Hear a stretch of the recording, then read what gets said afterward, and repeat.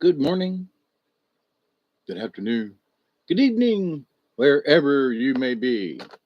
I'm your humble host, Mr. David Null, also known as Hawkeye Two Feathers, and I greet you with the love and the honor of the infinite creator. And I continue to pray that each and every day, that each and every one of you will continue to learn how to accept and receive the knowledge, the healing, the wisdom, and the many, many, many blessings that are out there floating around in the universe, in that cosmos. And so, already two folkses, hi Travis and Michelle. Um, Actually, this is Sunday morning, ain't it? If you're on the Eastern Coast, I'm still on Dave time, which is Central time, so it's still Saturday.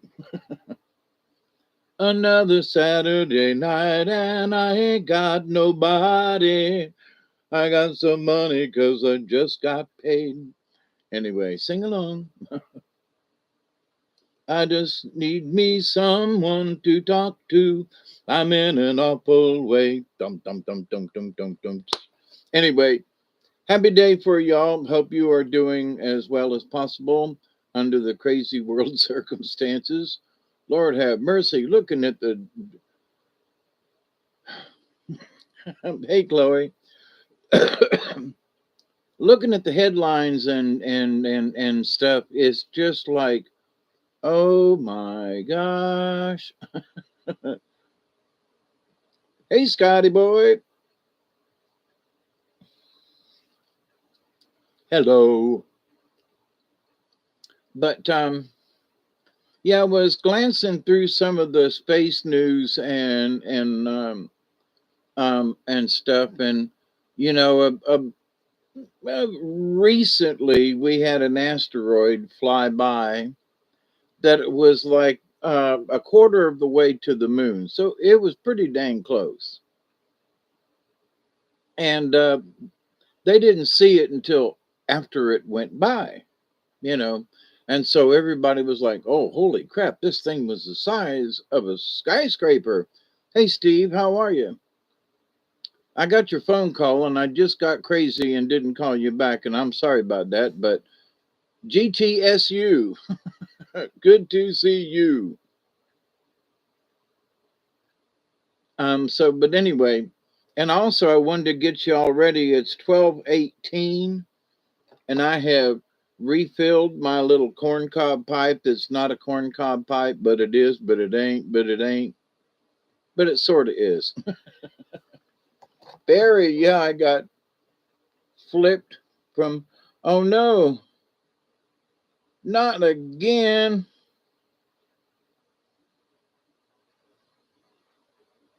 Doggone it, you silly goofhead. You're supposed to, aren't you supposed to be strapped in that chair? Have mercy. The world is absurd, absolutely. But I still cling to its flowers like a bee drunk on spring. That's good, Michelle. Oh, by the way, um, my cell phone it has decided that, and I don't know what happened to it. It has decided that it is gone on its own. There are lines up and down across it and everything.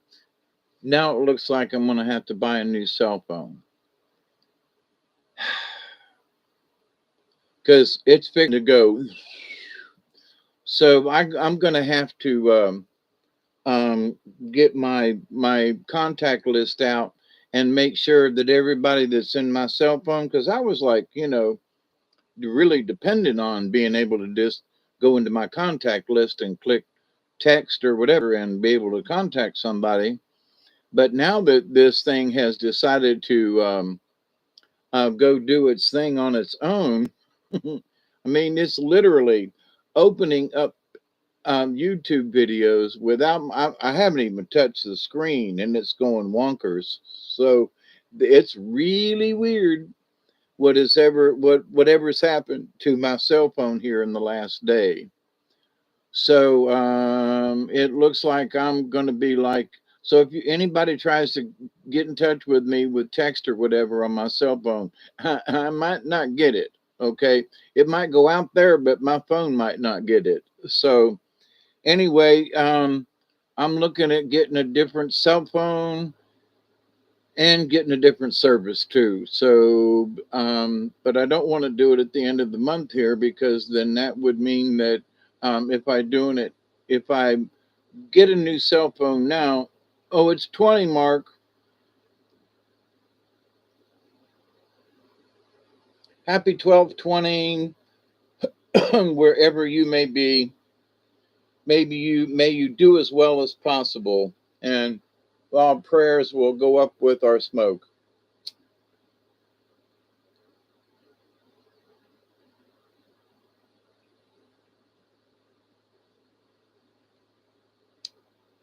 But when you think, the things are like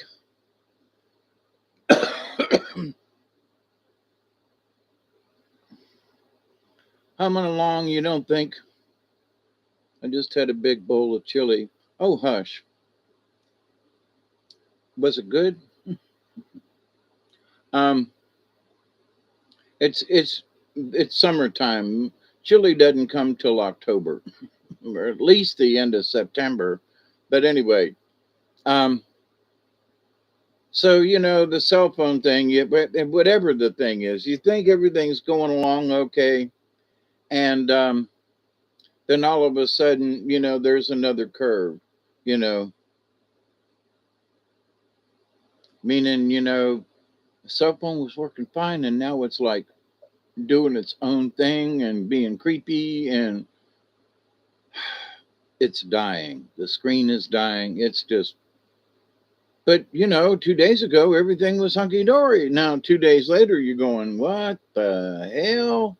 Now I'm searching for a new cell phone, and what just happened? Did somebody just walk in and do something, to something?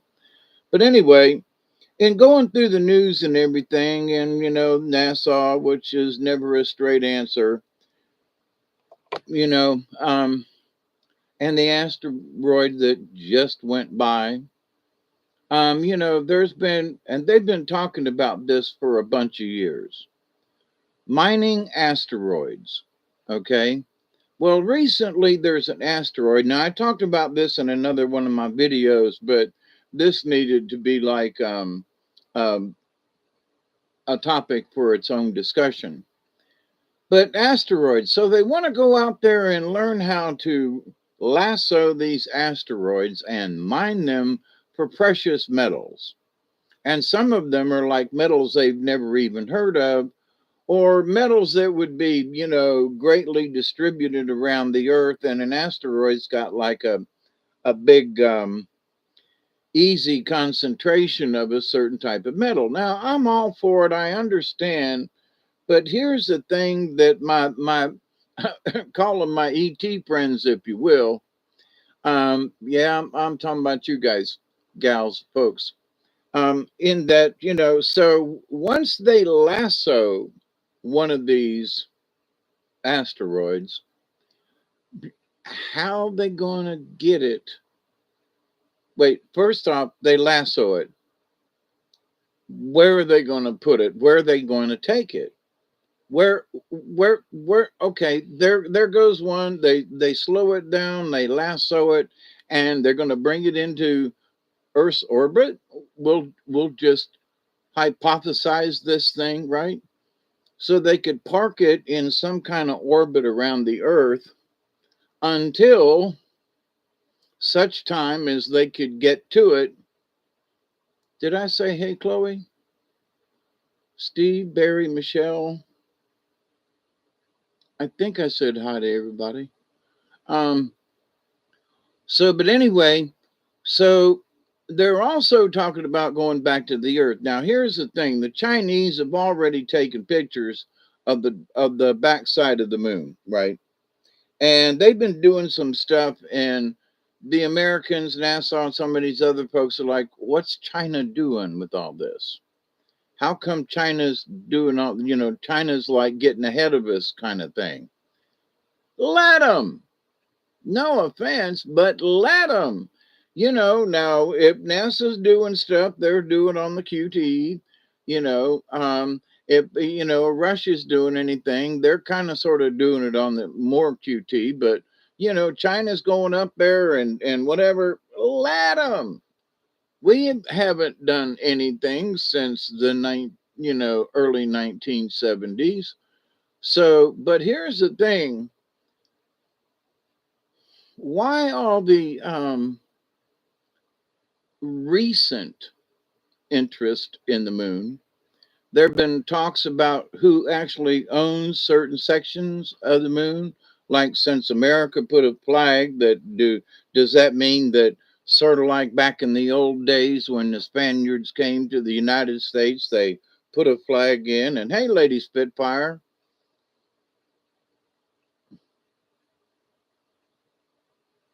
and said, this is for Spain. So the United States stuck a flag up there a long time ago, and does that mean that is that a happy birthday?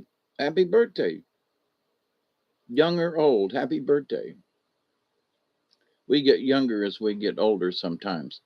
But so, but now that the Chinese have supposedly landed on the backside of the moon and maybe put a flag down, whether they're, you know, it was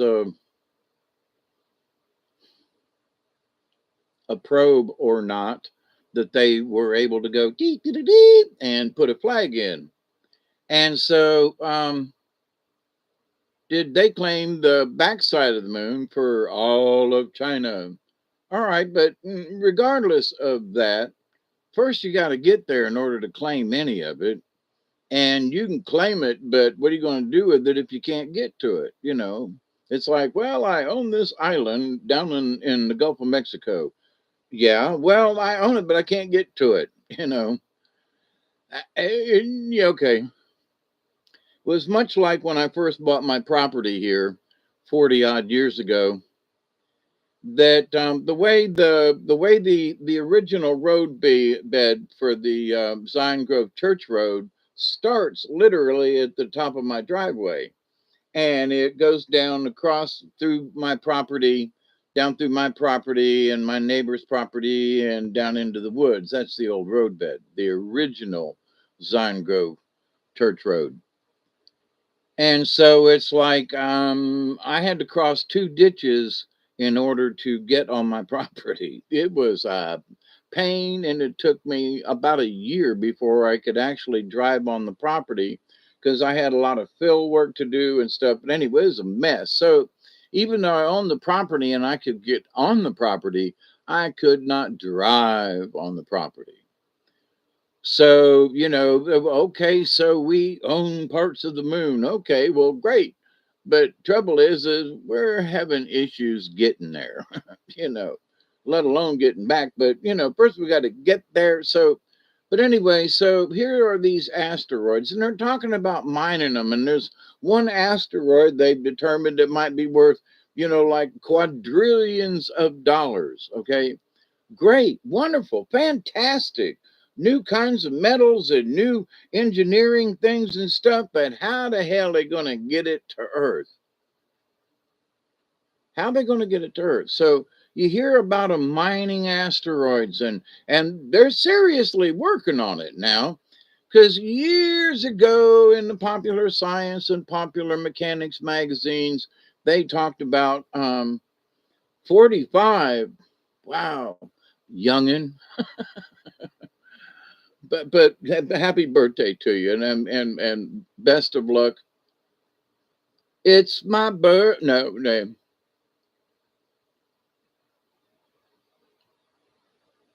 But anyway, happy birthday to you. Happy birthday to you. Oh, don't forget to add 1 packet of Williams chili seasoning for 2 pounds of meat. Williams chili seasoning? Never heard of that. But so anyway,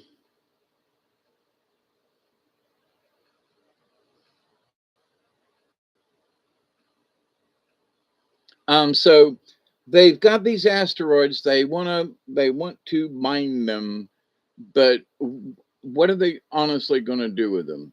If you was to mine them up there in outer space while they're parked in orbit, how would you get those precious metals down here to Earth to be used for anything? What are you going to pack it in an old space shuttle and hope they don't burn up in the atmosphere? Literally, what are you going to do with that which you have mined?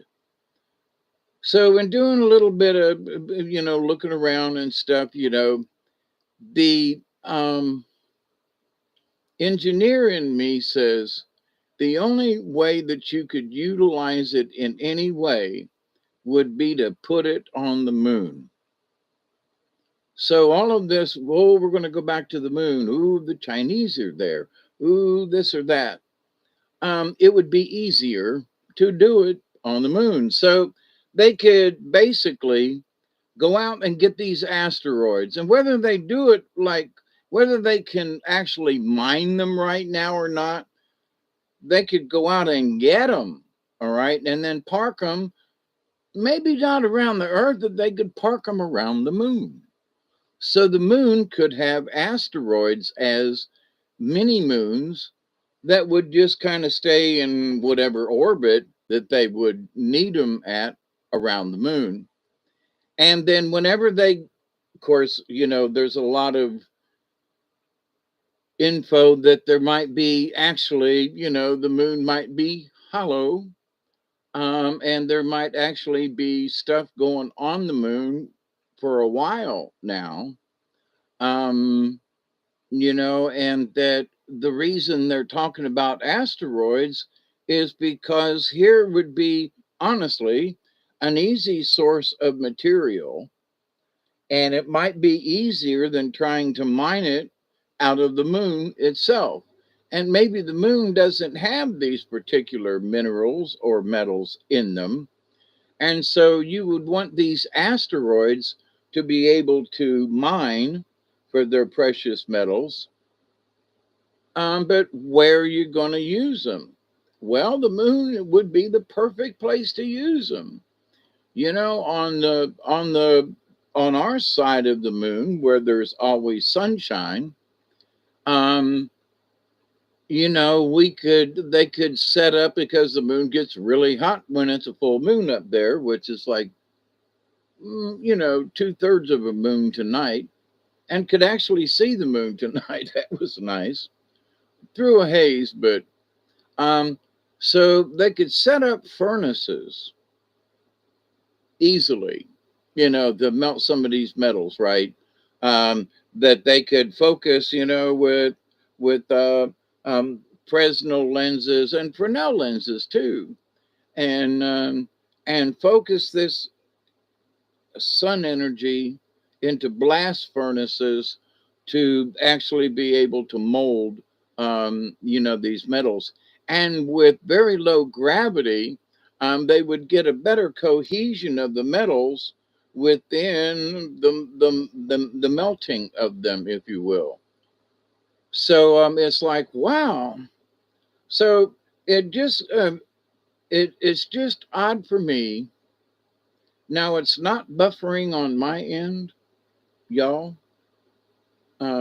It's and it usually does when yours is buffering. But I find it in just absolutely amazing that they're talking about the mining of these asteroids, but they're not telling you how they're going to use them. Ooh, $250 worth of metal on this one asteroid. Oh, and if they could just get it and mine it, and it's like, okay, so we can go get it. That's one kind of thing. So we can go get the asteroid. And okay, then we've got enough technology to mine the dadgum thing. Okay, but then what? So now you've got raw ore. Or, just like a seal, right? So you've got raw ore, but now how do you get that? Now, would you want to bring the raw ore to Earth, or would you would want to try to refine it if you could? so that whatever you brought back, wherever back is, wherever brought back to where. So whatever you brought back from the asteroid from mining it is as pure as possible, so you don't bring back a bunch of junk. So, out of this asteroid, only 10% of it is good. So you got 90% waste, which in a lot of mining operations, if you get 50%, 50/50 of an ore, and, that's really good. So in looking for gold and so forth, you got to pound a bunch of rocks to get just a little bit of gold. The gold is, that's why the gold is so expensive, because of the process. So, say the process isn't that expensive out in space, but it's the refining of it, which is always an issue when you're dealing with minerals, you know, wherever you mine them from, right?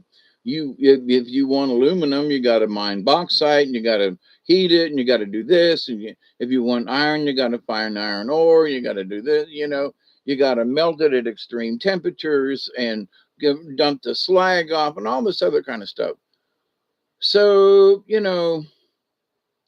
regardless of how much an asteroid is worth, it ain't worth a hill of beans if you can't actually utilize it.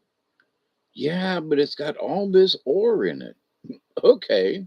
So how you going to do you intend to bring it back down here is one of my first questions, right? Oh, there's an asteroid up there. Ooh, we're going to go try to get it. We're going to mine it. Great. And then what? Rocks are heavy. So you're going to just plummet back into the Earth's atmosphere, where we know things like space shuttles just light up like Christmas trees and sometimes blow apart. So how are you going to get them rocks back in here? What are you going to do? You're going to put them in some kind of bag and drop them? It would have to be some kind of ceramic structure in order to withstand the heat, so it wouldn't melt whatever the metal or whatever the ore is, or whatever this is. So, and looking at some of this stuff about mining asteroids, they number one, to do it practically with what we know today is like, eh, it's not in the books. But what if the discussion of mining asteroids is actually very valid? Why? Because of UAPs, unidentified aerial phenomenons, Renee, right? Otherwise known as UFOs or whatever. So, aliens, ooh. So, but what if they're talking about mining asteroids, especially for exotic metals or materials or both? It's because the aliens need them, and we want to build, spaceships that will fly like alien spaceships. But in order to do so, we need to drag in some asteroids, because we don't have what it takes here on planet Earth to put the alloys together that make up the ET spaceships. Think about it. Well, I don't know, Dave. That sounds a little far fetched. But wait a minute. Some of these metals, I did some research years ago when when the FBI and CIA, when they dumped a bunch of that stuff. And I did a video about it 3 or 4 or 5 years ago now, when they dumped that info. And I said, I was looking in the miscellaneous columns and I found all these documents, a lot of them still scribbled, about these different types of metals and heat treating methods. How you heat treat metal is There's a difference between um, an axe head versus a samurai sword. It makes a lot of difference on how you heat treat something. So here are these combinations of metals that were unclassified now, and how they heat treated these metals with a lot of the stuff that was still redacted. But I was like, that was at least 5 years ago. And I'm like, what the hell is with all these metals? And over the last couple of years, it has just dawned on me.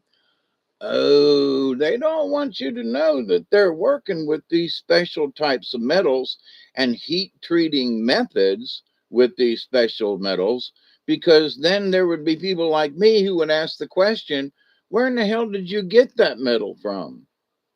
Well, what do you mean? Well, I've never heard of that kind of metal on Earth. What? Wait a minute. What do you call this? Wait, this have you heard of the where does this metal come from? We don't know. Well, actually, we do know, but that's part of the redacted thing down here at the bottom of the page. And so, and the heat treating method, and so many thousand degrees, blah blah blah blah blah. And, and it's like, wait a minute, maybe that's some asteroid metal, meteor metal, like they made Thor's hammer, or what you call a sword or something. But to the point, though, why would they be talking about asteroids now? I mean, they brought the subject up years ago. Like I said, it was either in popular science, probably, or maybe even popular mechanics, back when I was a kid growing up. So now they want to go back to the moon. Well, of course they want to go back to the moon, because in order to utilize the metal that they would get from an asteroid, they can't bring it. Bringing it to Earth is impractical. They're going to have to take it to the moon, which means there's already something up there, and they're talking about dragging them. We're going to go get one. We're going, okay, but now where are they going to take it? And, oh, we can use this metal. Absolutely. They've got a lot of uses for these asteroids, but they ain't telling you how they're going to get them down here, or how they're going to get into anywhere where where that ore can be utilized into a functioning type of metal. Now, years ago, and I'm trying to remember exactly who brought it up. I think it was back in the early days of Bob Lazar, early days, in a discussion, and that these exotic metals from the spaceship that he saw that was hovering, um, that, and I think it was John Lear. I don't know if he's still alive or not, but I hope whatever the situation is, I hope he's doing well. If he's passed on, thank you, John, for all the good interviews. But he talked about how that some of these metals, for some, like a space station that's supposed to be up there, for the secret space program, and that, that they build some of these structures out at Area 51 kind of thing, and then at night they turn off all the lights and basically sucked some of these things up into the atmosphere late at night. They use anti-grav um, type um, motivation, to, in order to get parts of the space station up there, instead of shooting them up in rockets, they use anti-grav type devices that literally, they open up the elevators in the desert floor, and here comes a giant panel for the space station, and it just gets zapped right up into through the atmosphere, and it's in space. It sounds logical and practical to me. Now, if we really do have that technology, then that could and would mean that you could bring an asteroid in, but you've got this anti-grav technology. So how are you going to bring in 10 tons of this ore in order to make it into some other, in order to, make it into a metal that's usable? You got an anti-grav. So you pile a bunch of rocks on it and boom, and down it is. And now it's in the middle of the desert. And now we can get to it, use it, whatever. Oh, sort of like a space elevator in a way, but it's an anti-grav. Okay, so do these things actually exist? Don't know. There's some spooky information that says there's some of this information exists, and some of it means that we have the technology because we stole it from them. And so let's pay attention. So it's not that we couldn't use these asteroids or whatever, but the question begs, how do we get the stuff down here? So wait a minute, if we got anti-grav and UAPs of our own, TB3s or whatever they're called, and that they can just bring stuff in and drop it down here, okie dokie. But they ain't talking about that. So with all of this disclosure, I haven't heard anything new from all of this disclosure uh, that haven't that hasn't been somehow disclosed or talked about by somebody before now. So it's like, who are these people who are talking to the government? Is government listening at all? Is anybody paying attention? And for those of us who have heard some of this stuff before, um, we've heard some of this stuff before. So it's like we're waiting on something new. Shock me already. you know, Come on, talk to me about something, you know, that hasn't already been in a movie or been in some. Show me something, right? And up to this point, none of the disclosure hearings or UFO stuff. Now, to folks who have never have for folks who have never really heard anything about a UFO or a UAP or anything like that, or what the hell is anti-gravity? What is anti-gravity? What does it mean? Oh, and something came up, and something I had really not stopped and considered.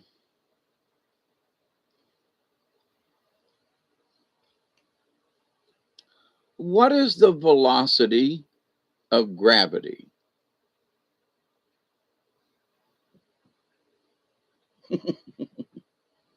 What is the velocity of gravity? And I went, what? Well, I'd never thought about the velocity of it because everything was just like, well, there's 1g. Well, that means there's that's we're walking around on at 1g. That's one gravity. So if you go to the moon, it's like 1/3 gravity. So if I'm 180 pounds up there, I would be 1/3 of that. So I don't know, 60 pounds or something. All right. So I should technically feel lighter if that's true.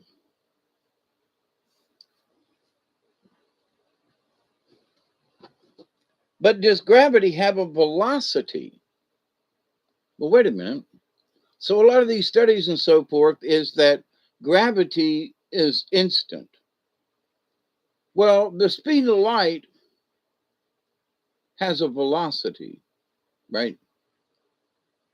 And they tell you it's a constant, but they lie. It's actually a variable. So, but the gravity is technically faster than light. So wait a minute, they say nothing is faster than light. Well, gravity, because it's like instantaneous. Well, but the gravity of Jupiter is denser. How do we measure denseness, right?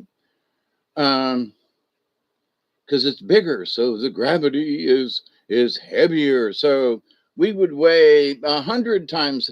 So at 180, I would weigh 1,000, 800 pounds on Jupiter if that theory is correct. So, but so how fast is gravity? What is the speed of gravity? Wow, I had never really thought about that one. Okay, because gravity is just whatever the density of a planet is. It's spinning and it pulls stuff in, and basically, does gravity actually hold us on the ground? What if the Earth stopped spinning? Then I thought about this as a kid. If the Earth stopped spinning, because we had seen that 1959, I think, movie, the original one, The Day the Earth Stood Still. And for those of us who thought if the Earth stood still, then we'd quit spinning, and then we would all fly off of the Earth. Holy crap. So it's like, but wait a minute, is that true? And of course, in order to stop the Earth from spinning would be a really big deal. A really big deal because the inertia of just the Earth spinning, like a car tire going really fast, to get it to slow down, stop, going to wear out a pair of disc brakes. But the idea, though, that somehow in this universe there are forces that we really still don't understand, like gravity, and everything has been a hypothesis up to this point. Well, Jupiter's so much bigger, then it must mean that if we were go to Jupiter, we'd be so heavy we wouldn't be able to walk, right? Our bone structure and but do we really know? And the answer is no, we don't really know. It's just subjugation. Well, but Jupiter's so big and the mass, and therefore, gravity must be 1,000 times more. Really? Does it have to? So, but anyway, with the asteroid thing and the moon, there are things that have been going on the moon, got strange things, lots of folks who have been talking about, structures that, remnants of things on the moon, and also, on Mars as well. But we kind of sort of expect um, ancient structures on Mars because of the face on Mars, but the moon now is a moon. And why would we see ancient structures on the moon when technically it just sits there? It doesn't rotate, it doesn't act like most of the other bodies in our solar system, because it doesn't spin, it's always facing us. So, in thinking about some of this stuff, I would say y'all just keep an eye on some of the things that they're trying to pass by us. Because why would they bring up asteroids and the fact that this one is worth a quintillion masses of money? The value of it. Why would they bring up the value of an asteroid? First, you have to be able to get it, cook it down, make it into, okay? So if you can't, if you don't have a way to do that, then that asteroid ain't worth a dime. Okay, think about it. So they have put a price tag on the asteroid, meaning that it must have a value. They put a value on this thing. Well, why'd they put a value on it? If you can't go get it, if you can't utilize it, if you can't do these things, well, wait a minute. Now it's worth quintillion dollars. They must have figured out how to get it, to utilize it, and to make it into something. Otherwise, it would have zero value. You follow me? because they've been talking about asteroids for a long time, but they never put a price tag on one that was quintillion dollars or whatever it is. So there are people who, that's part of, in my opinion, that is part of the disclosure. Why would they talk about a price tag on an asteroid or whatever,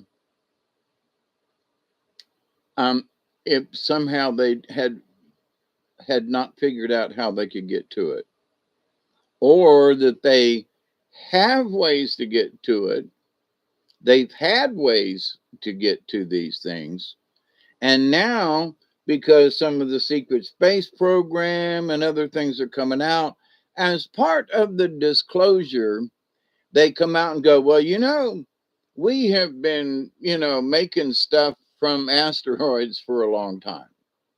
That's why you don't see a plant on Earth that's building TR3Bs. That's why you don't see circular, objects being made in anywhere in any plant on the on the Earth that we know of. Underground at Area 51. Okay, but as far as there's no smelting plants that are pouring around objects, and if there were, the materials that these things need to be made out of. But what about in outer space? What do you mean, Hawkeye? Well, where the TR3Bs being made? Are they being made down here, or are they being made up there? It'd be a whole lot easier for them to make it up there, you know, because people wouldn't see it. There's low gravity. You've got a constant, source of the sunlight that you can magnify and turn into furnaces, which would, as I have contended before, which would make there are times when people say they have seen two suns, and I really don't disagree with them, but only one of them is the real sun, and the other one is a refraction. They have refractors set up out there somewhere in a geosynchronicity type thing. And so, where the sun's always shining on this puppy, and all they got to do is turn it just right and shoot it wherever the furnace is, and get millions of degrees of heat to melt whatever the hell they want to melt or smelt or whatever. And so it's like, but wait a minute, but that would account for the two suns that people have photographed, because I've looked at some of them and gone, it really does look like two suns. But how can there be two suns? There ain't but one. So, but if you have a big solar type of lens out there in space that is reflecting and pointing and doing, and at certain times of the day or the week or month, whatever's going on, you can see this puppy through our atmosphere. I I I would believe that, and some of the photographs look like louvers, which is sort of what a Fresnel lens looks like. It's not a clear, perfect lens. But anyway, so here we've got this space thing. Now we've got asteroids, and we've got a way apparently um, to melt these things out in space. Why bring them back down here? Would cost way too much time and money. Process it up yonder, right? So now, as part of this, so my point about the asteroids and their value now somehow, are they fixing to tell us about what's up yonder, what they've had up there for a while? Why we don't see any TR3Bs being built here on the planet? It's because they're being built up yonder on a space platform of some type.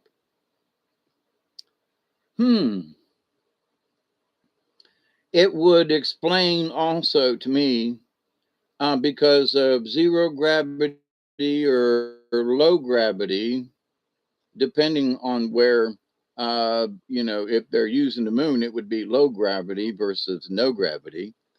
Um, but so you're making these metals in a low gravity, so these densities could be really light.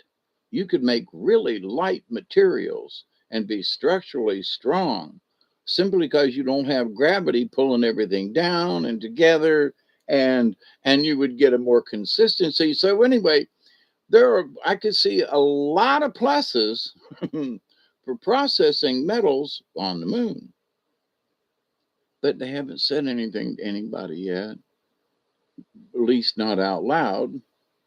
I have seen, just by looking and through my binoculars and low grade telescope, I've seen things go across the face of the moon, disc shaped objects. On one night, there were three objects that just, went across the face of the moon. And I went, nobody's going to believe me. And then other people started taking pictures and videos, and you can see, these circular objects going across individually and in groups of three, four, and more too at times. And it's like, wait a minute. So you can physically see objects orbiting or going across the face of the moon with your own two eyes, or usually it's one eye if you're looking through a telescope a lot of times. So, yes, the answer is yes. People are photographing and videotaping their own moonscapes and stuff. All kinds of stuff's going on. So, but is it us? Well, somebody's up there.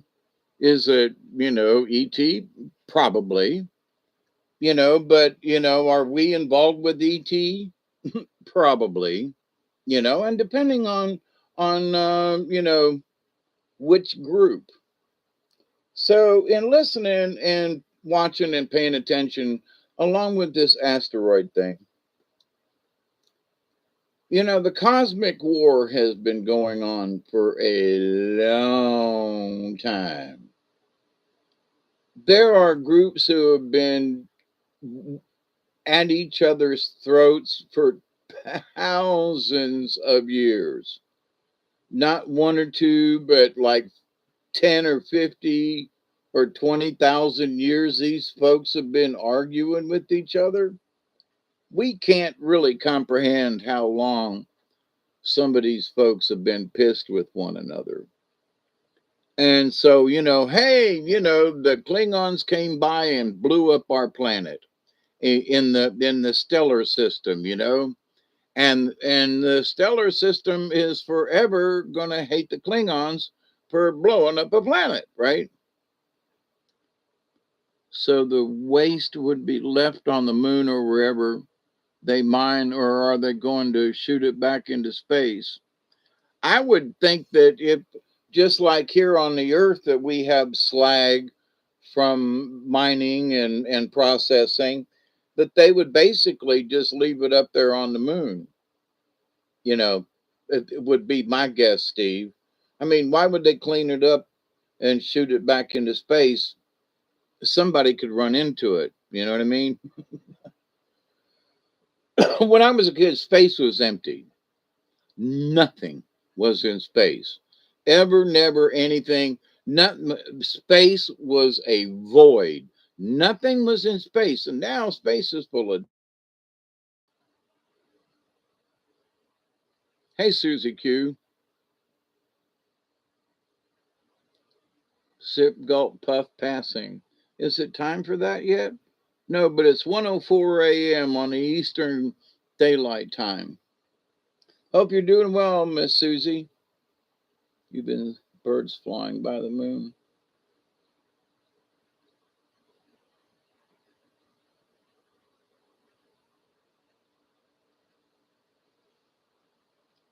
Yeah, but those are actually birds flying between the moon and the thing. It is my humble opinion on that one, Chloe.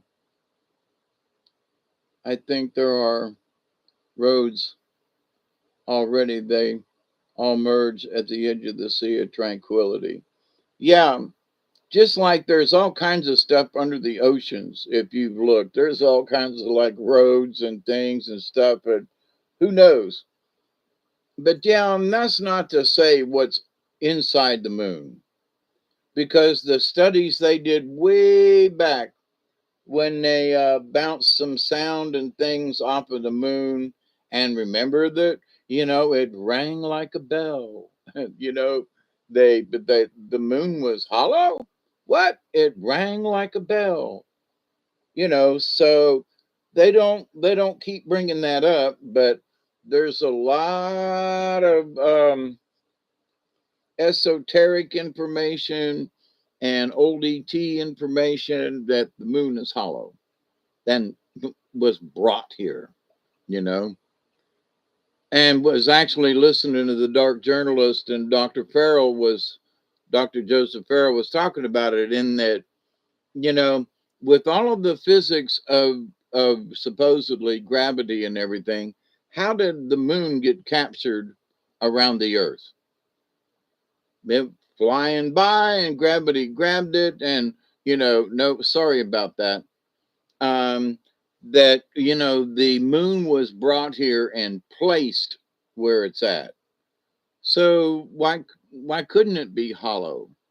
We don't really know the density of it, but that maybe if it wasn't hollow, it would have a wholly different effect on how it would react to the Earth, or not.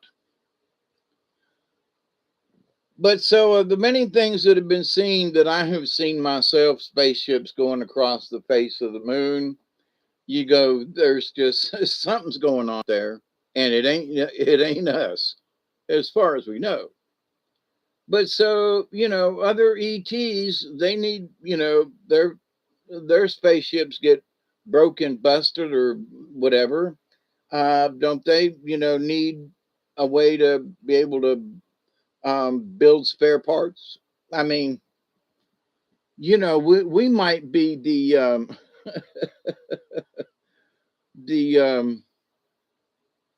oh um who was it? Sequest, Star Quest. Whoa, man, that anyway. Um, Car Quest. We might be the Car Quest of the this part of the galaxy, meaning that with our moon and everything, we could be building spare parts for spaceships.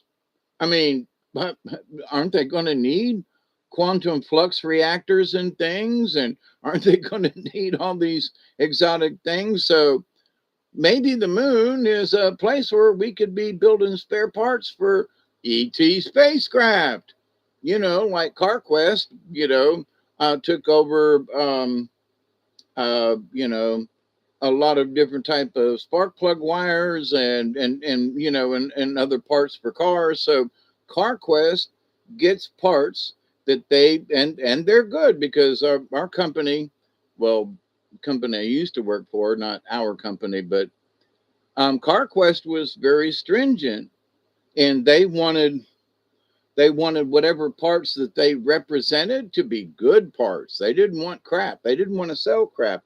And so CarQuest has its own set of, there's the original parts from manufacturers, and then there's CarQuest, which aren't exactly the same, but they're pretty high standards, and the quality's up there. So, but anyway, so why can't we, the Earth, be sending folks up to the moon to work under low gravity, and for 6-month assignments or whatever, to build spare parts for ET's spacecraft? Why not? I mean, seriously, why not? Well, there's all these, we've got the asteroid belt, yeah. There's this planet that got blowed up, we think. That's what the story is, anyway. And so why can't we go out and get these metals that only ET could use, because we haven't figured out how to use them down here on Earth yet? And we can't get those asteroids down here without them burning up and turning into a pile of goo. But if we have disclosure and people could get a job like they would technically go to work on an oil well, which some of them still do. For some of them are like a week, 2 weeks, or a month. You go out, you stay, you work, you do your shifts, you come back and stay for a month. So it's like, okie dokie. So you go to the moon for 6 months and work your stint and you come back for 6 months. Why not? And that there's building the factories. Then you'd have to build the facilities themselves and then be able to work within the facilities. And then there's the upkeep of the facilities, which should be a lot less up on the moon without any kind of atmosphere that we know of. So there wouldn't be anything like rust, and corrosion going on, except from solar blast and things like that. So chances are you'd probably be inside the planet or in underneath the surface at some point because you would just need shielding, basically. Not necessarily to hide, but yeah, you need to hide from, the all the cosmic rays and things. And but also, you could be a whole lot more comfortable inside the moon versus on the outside of it, where you could get hit by a micro, meteor and, ruin your day. But so I would say we're coming up on a 20. I would say for if you hear them talking about the asteroids and things, remember that, I brought it up and sparked your brain. And not that I was the first one to bring it up, but hey, Mark the Ark. But that I sparked a little teeny little thought in your brain to go, wait a minute, what are they talking about? How are they going to do that? How are they going to utilize that thing? Hawkeye talked about it, and he brought up a good point. How are you going to get that shit back down here on Earth? Where we can use it? That's the biggest thing. Could we use it? Can we use it? Oh, hallelujah, yeah. But we gotta be practical. So, but here's the thing: the fact that they're talking about it is my point. Oh, they're talking about asteroids. Yep. They're talking about the moon again. Yep. They're talking about this again. Yep. Why? Because it's part of disclosure. Okay. And I want to go, okay, dummy, pay attention. But not really. I mean, I just not necessarily pay attention, dummy, but pay attention because they're treating us like dummies. Like, wait a minute, why are you talking about the value of an asteroid? Well, where the hell are we gonna get one? And what the hell are we gonna do with it if we did get it? Wait, they've already got that worked out. See, they're thinking 10 steps ahead. So as they talk about this, we need to just stop and go, wait a minute, this is what they're talking about now. What are the 10 steps that they're ahead of us on? In business, they're always ahead. They're always, well, somebody bought up a plot of land. Yeah, okay, like Disney did back in the late 60s and early 70s. And nobody paid attention till Disney World was born. They did it all the QT and on the sly, and they snuck around and bought up all that is Disney World today. And the state of Florida was PO'd when they found out Walt had done that back in the day. I remember it was all over the Tampa Tribune. But so anyway, so they've got plans for Disney World, basically, where they're talking about asteroids and stuff, and you go, why are they talking about it? Why are they talking about, well, how come the moon keeps coming up? And because they're already utilizing both of them, because it's been a secret up to now, for most of the time. So the secret space program, all of these businesses, you can get plots, you can buy a spot on the moon, or you can get a something named after you, uh, whatever. But is it money making? But yeah, but they got something else in mind, or there's something that already exists, is my point. Something already exists, and they're bringing up these side topics as um, a small amount of disclosure. Ooh, here's a little bit. Asteroids. What? Ooh, the moon. Blah, blah, blah. Here's a little tidbit. What? And all of it is part of the big picture in their disclosure, which they ain't going to do. But, it'd be nice.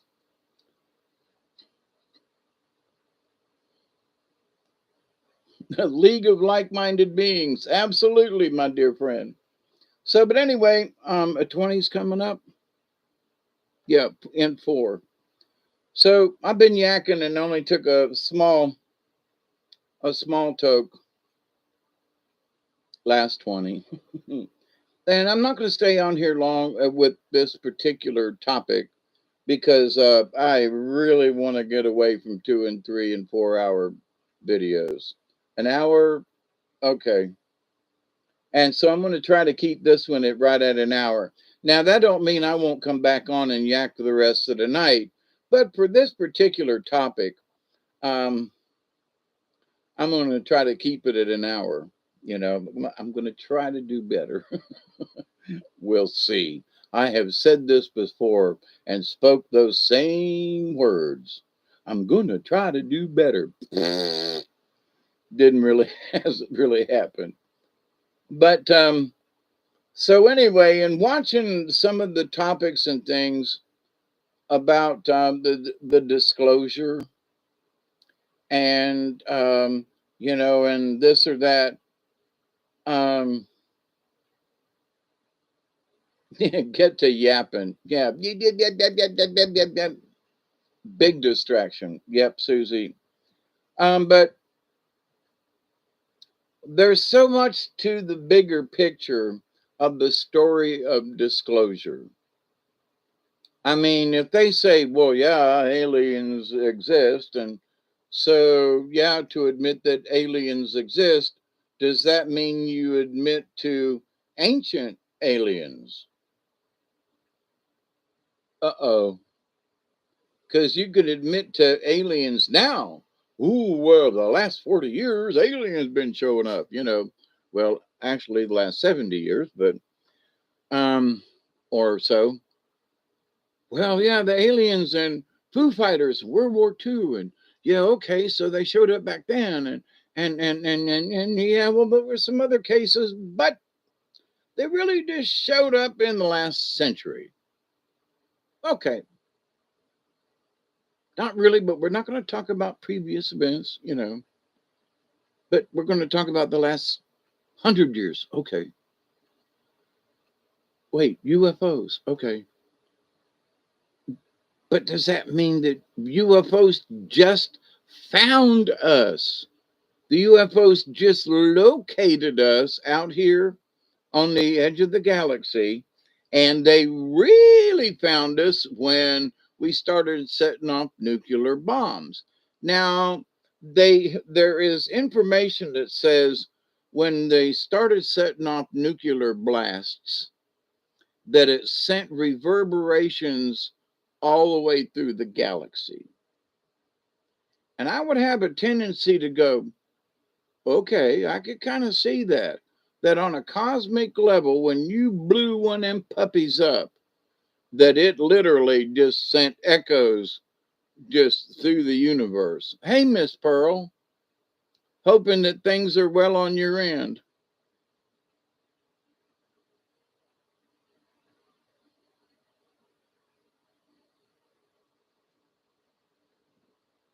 I can't do remote viewing. God bless y'all who can.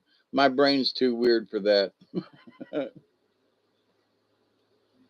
But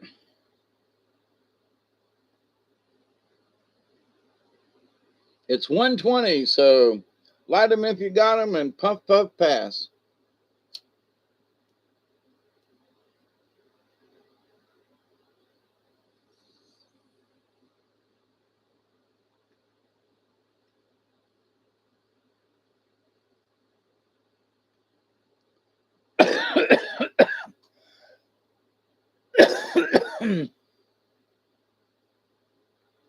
So, as our Russian friends have pointed out, oh, that was a good one.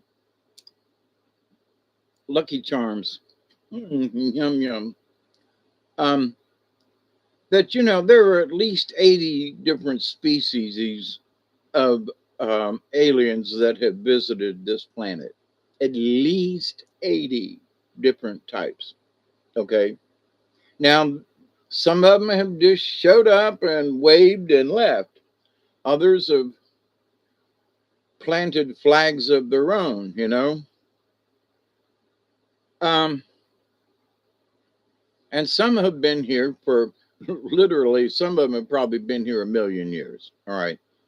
And that might not be too much of a stretch. The ancient builder races that came through a long time ago, they might have been barbecuing, dinosaurs. Who knows? T Rex might have been a delicacy. I mean, can you imagine having T Rex wings? Them tiny little feet that's up there. Wonder how they are barbecued. Hot wings. From a T Rex dinosaur.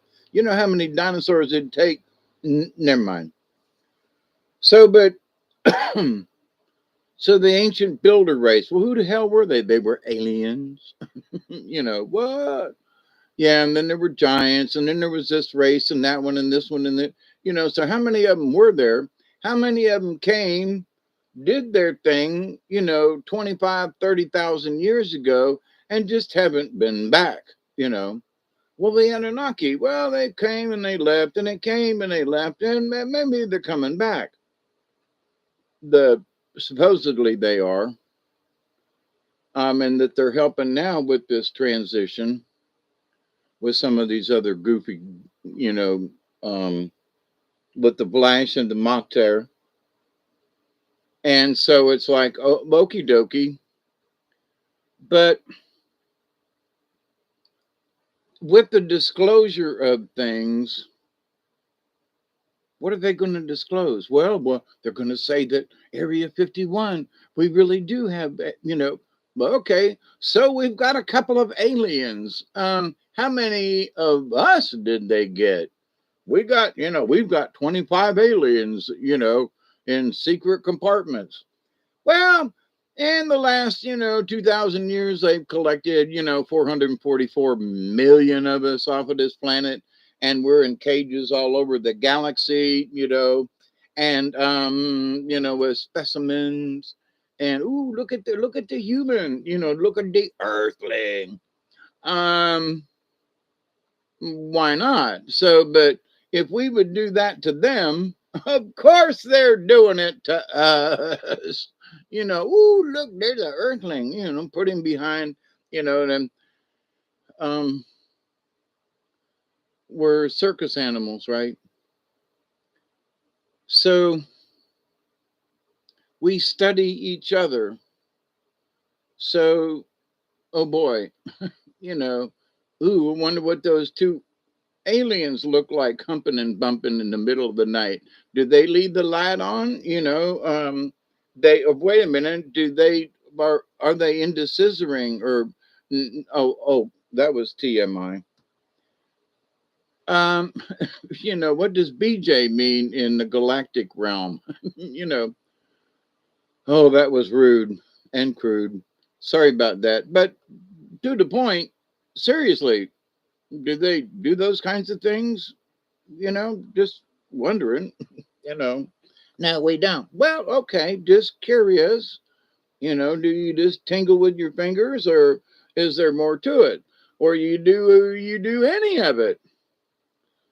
So I'm just curious, not trying to get into your own personal beeswax there, but what's it like? Um,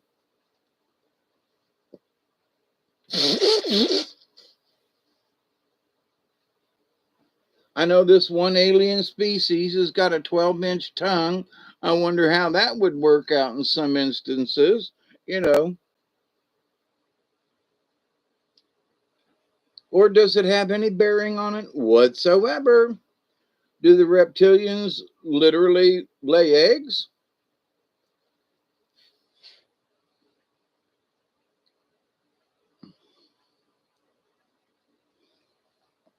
I've got two box turtles that regulate right out here in the yard. And you catch them every once in a while where one's on top of the other one. And it's like, I didn't, box turtles, they get it on pretty regular, you know, but they dig little holes um, and bury their eggs in the ground so Mother Earth takes care of them. Is that what reptilians do? Just curious. Do you need a warm planet? Do you need an incubator? Or anyway. So, but with that part said, um, it's just a curiosity. Well, and that's just one particular race of alien species that we might possibly know about.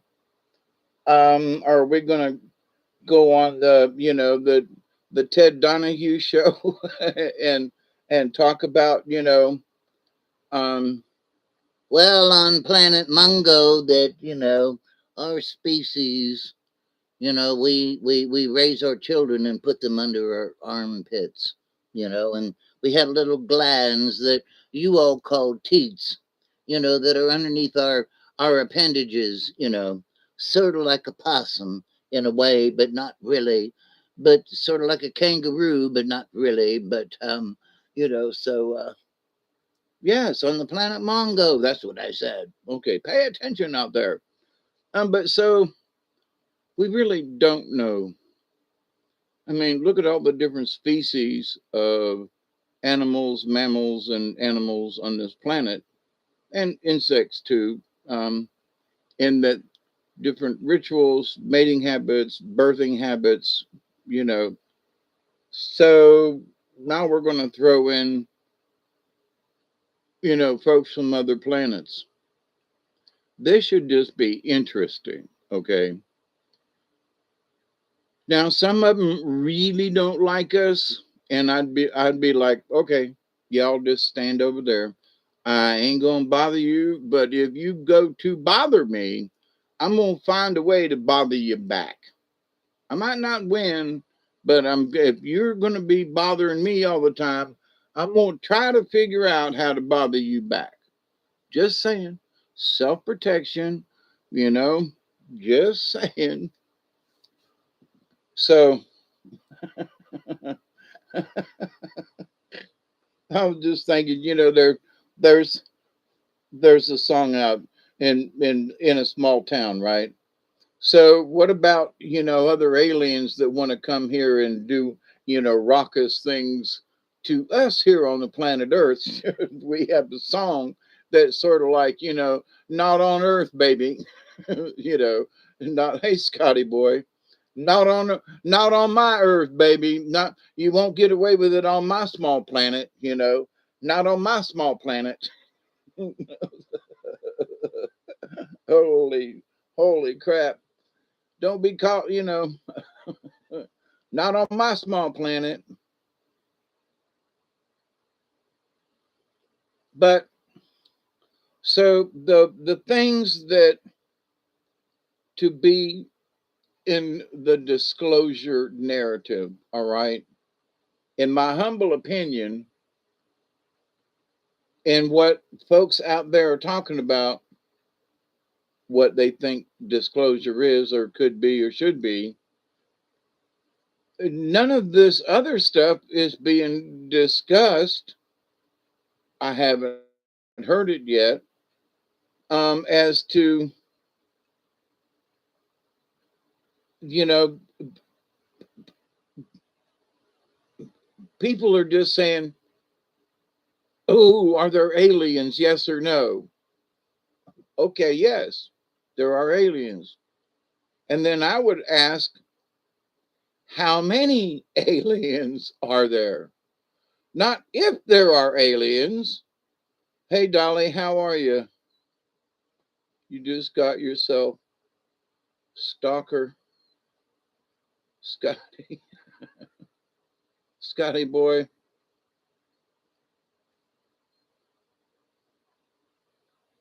What do you want? Light is not dark, not our way of doing things. I cast no spells, but I will detect evil from my loved ones. The mirror is always there for reflection.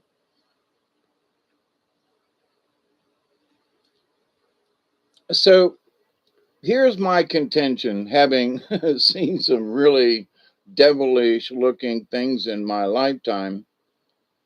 I don't consider aliens demons. And I know there are folks out there who do. All aliens are demons. Nope. I just, there's quite a few aliens that look like demons, act like demons, but are not demons. Demons are in their own interdimensional kind of thingy. Aliens who look like demons, act like them, not demons. They're aliens. They're ET. Okay. And there's they're all ET that look like this are demons. I'm sorry. Demons are demons. That's all there is to it. Demons are demons. And in the devil thing that they're demons are aliens that look like them are aliens that look like them. That's all there is to it. So many people are, who that alien, he's a demon. No, he ain't. He's an alien. Yes, he will eat your face off like a demon might, but it's an alien. I'm sorry. They travel in spaceships and things and go zip zap it. But, demons are demons. They're interdimensional being type thingies. And I got slightly stoned on that, and I'm repeating myself. Aliens are interterrestrial. See, and no offense, Dolly, but that's too close minded. There are 80 different races that the Russians have acknowledged, and they fly in spaceships all the time, and that is not an interterrestrial. There are interterrestrials and there are extraterrestrials, and there are interdimensionals. To just say aliens are one thing is just being, that's just one part of the whole picture. And that's sort of why I'm bringing this up.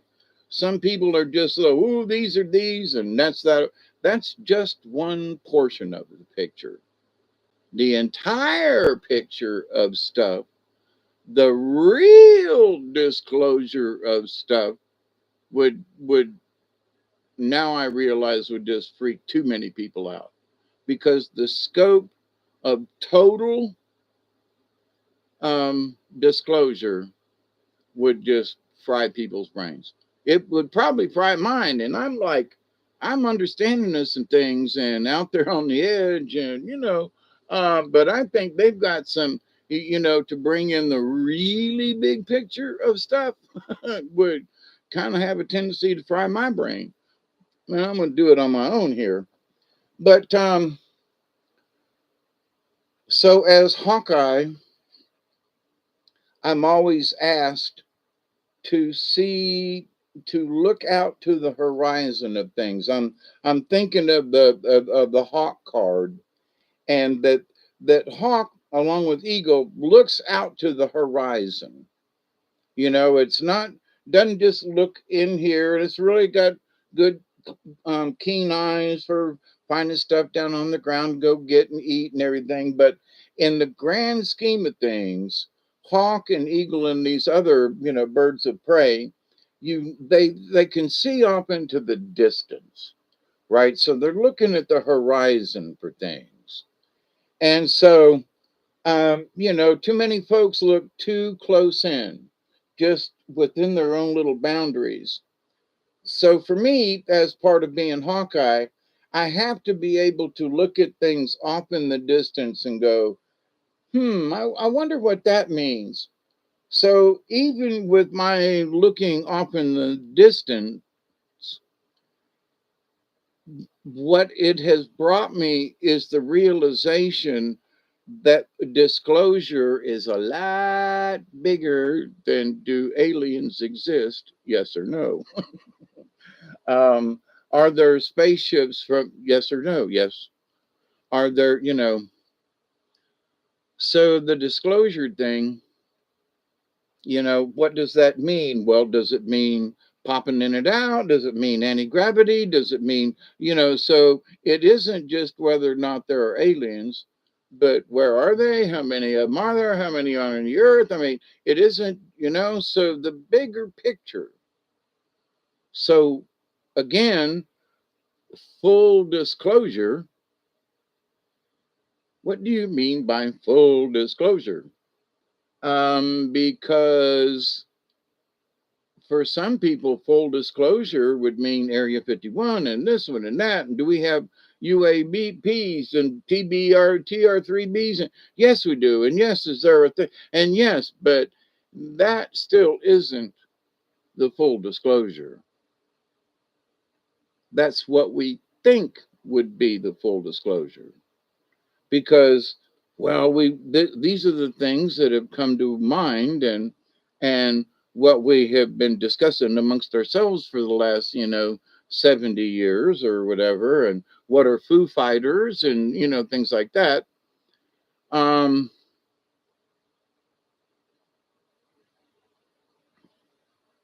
for example, I was talking about orbs the other night or the other morning, and I want to figure out how to get some of these pictures of the orbs and fairy pictures and things that I have and show them to you again. But they're on an older video long time ago when I could, share the screen and show pictures.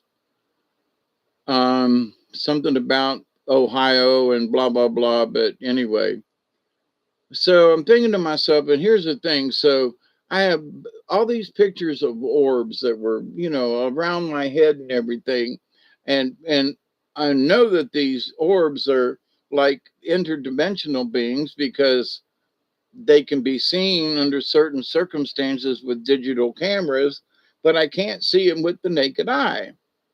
So, but they're there because I'm taking pictures and the orbs are moving from frame to frame to frame to frame.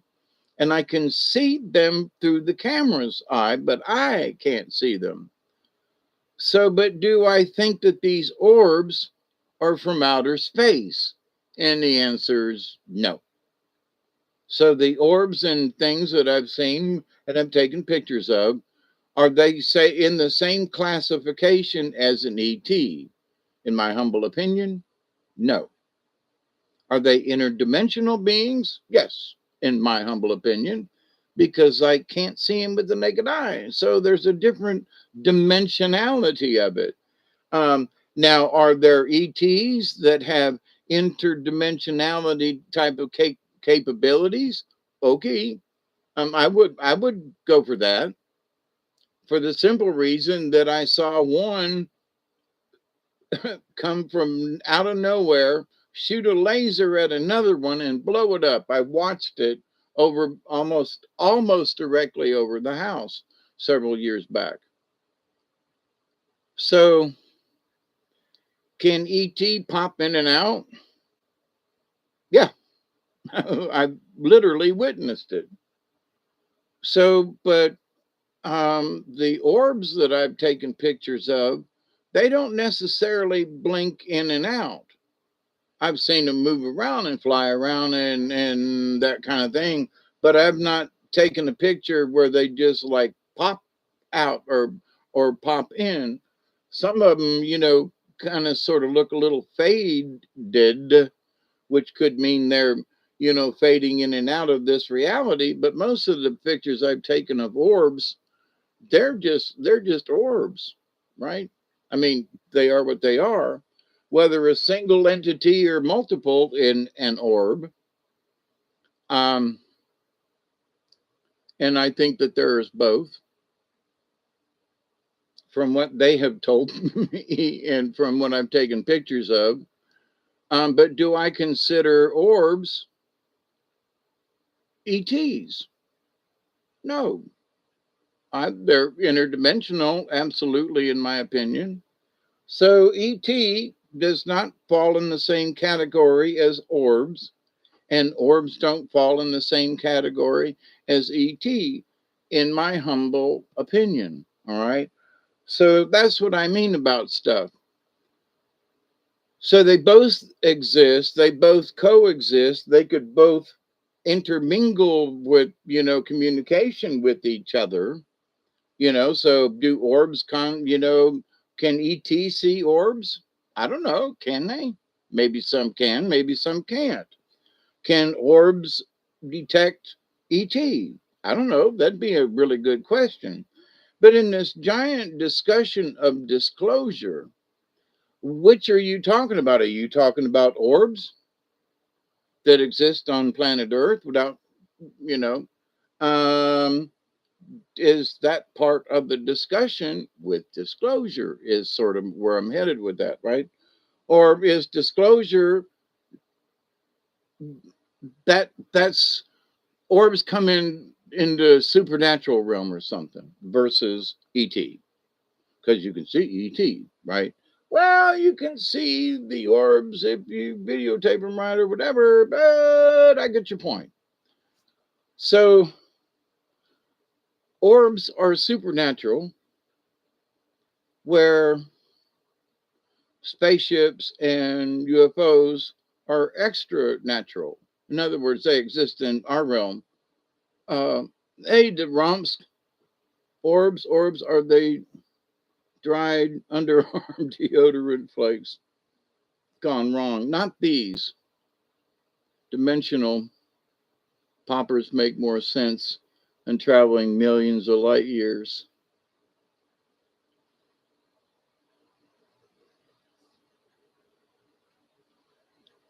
Well, I believe in the fact that because of quantum universe, you know, thingy, that with the right information, that you can pop from here to there in an instant if you know how to do it. I have been a firm believer of that for a long time without, I've just been a firm believer of that for a long time. And when I was in Ohio, there at the petroglyphs and taking pictures of all these blue orbs and looking at this little indentation in the rock, and I sat in it. I have a rat in the house along with some mice and noisy sons of bitches. Sorry. But anyway, somebody's making noise back here behind me. And they will not eat the poison. And they are too smart for a damn trap. And they move too fast for me to shoot at. Even with I got a slingshot, like, let me pop one of them little sons of bitches in the nose. One came right up on the table and I had to slap him with you know, I threw something at him and I think I hit it, but um, I see orbs every night on security cameras. Yep, that's true. Yep.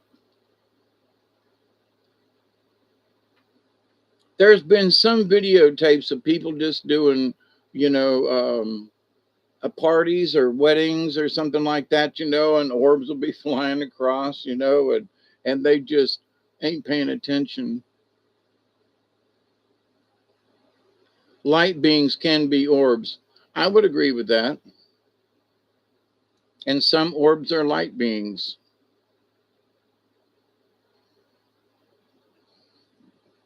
But as far as ET goes, I think ET is ET, you know, of all the different races, there are more than 80 different types of alien races, right? But see, there again, I don't consider orbs and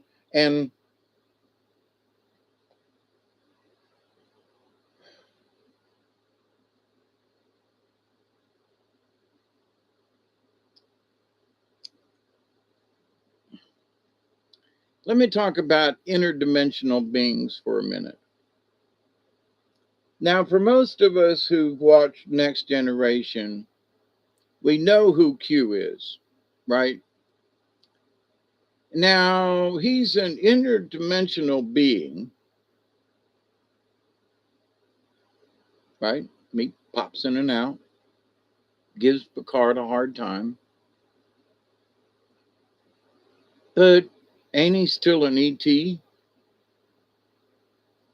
He's still extraterrestrial, even though he can bebop and pop in and out of timelines and things and be interdimensional. But would you consider Q only only interdimensional, or is the character Q, because there's was the Q continuum and there were other Qs, so he wasn't the only one, and they exist on different realities and different planes. So are it is the character Q or Qs, yeah, multidimensional, but that would mean that, but multidimensional, but does that mean ET? Not all ET are multidimensional. Some ET are just our dimension or their dimension. We have all been the lamppost. Hey, Max. So, but anyway, in classification of stuff, okay, so in my humble opinion, I would say that Q character is an interdimensional ET. All right. So, but not all ET are interdimensional beings. Like the old adage is, all horses are animals, but not all animals are horses. So, with that concept. So, but anyway, in the Q continuum, is he an ET as an in an extraterrestrial? Well, so but um, you know, there are those critters that fly around in space that look like the giant amoeba. Now, are they? It's a giant amoeba floating around in space. Okay, so it's an animal, right? It's a giant amoeba floating around in space. So that's an ET, right? It would be from our standpoint an extra.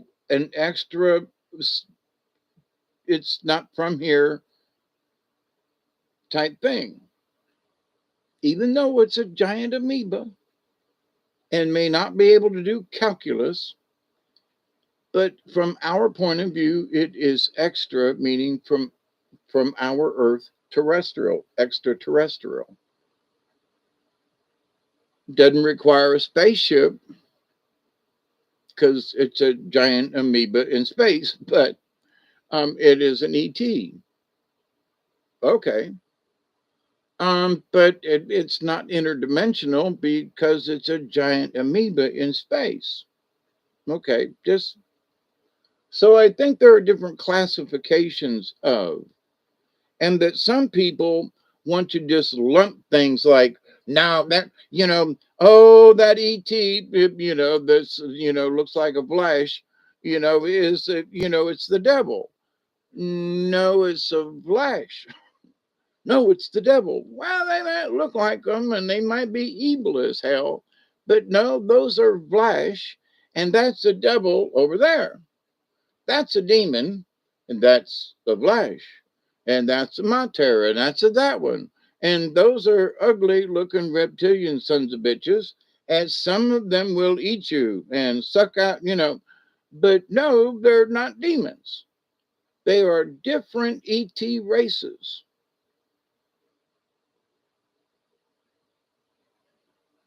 Oh, but they're demons.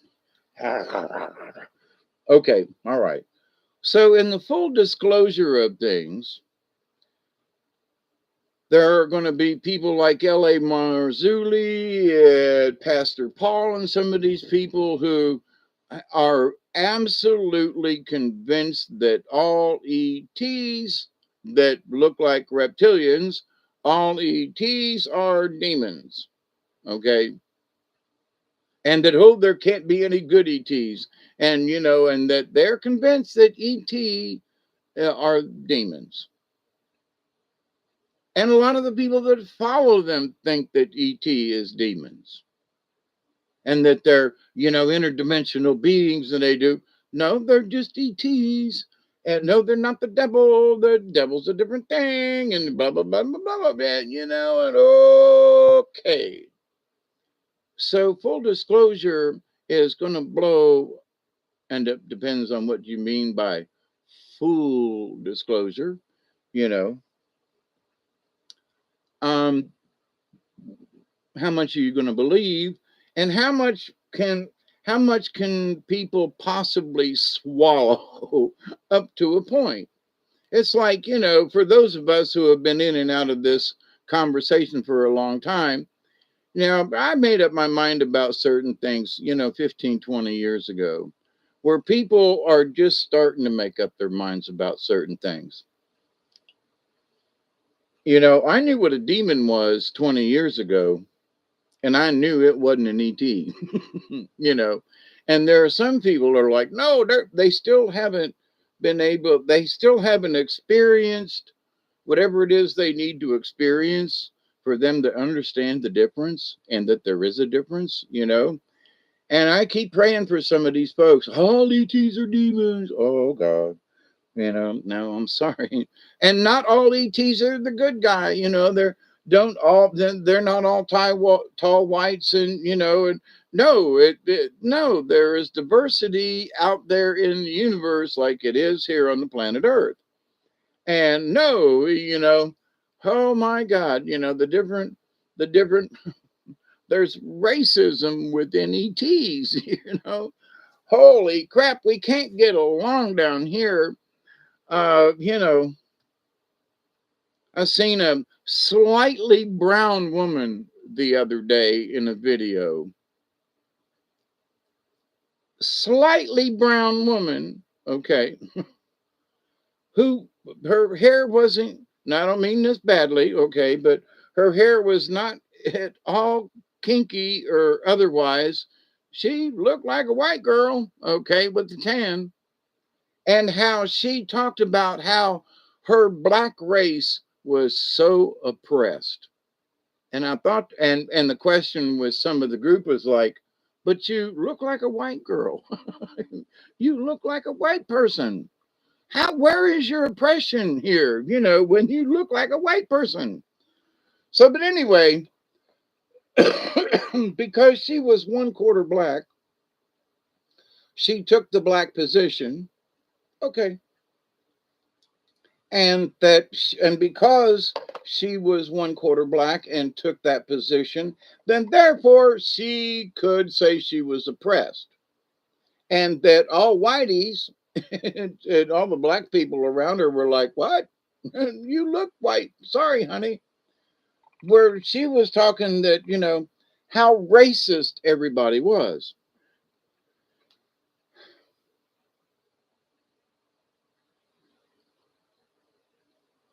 How in the hell are we going to get along with ET?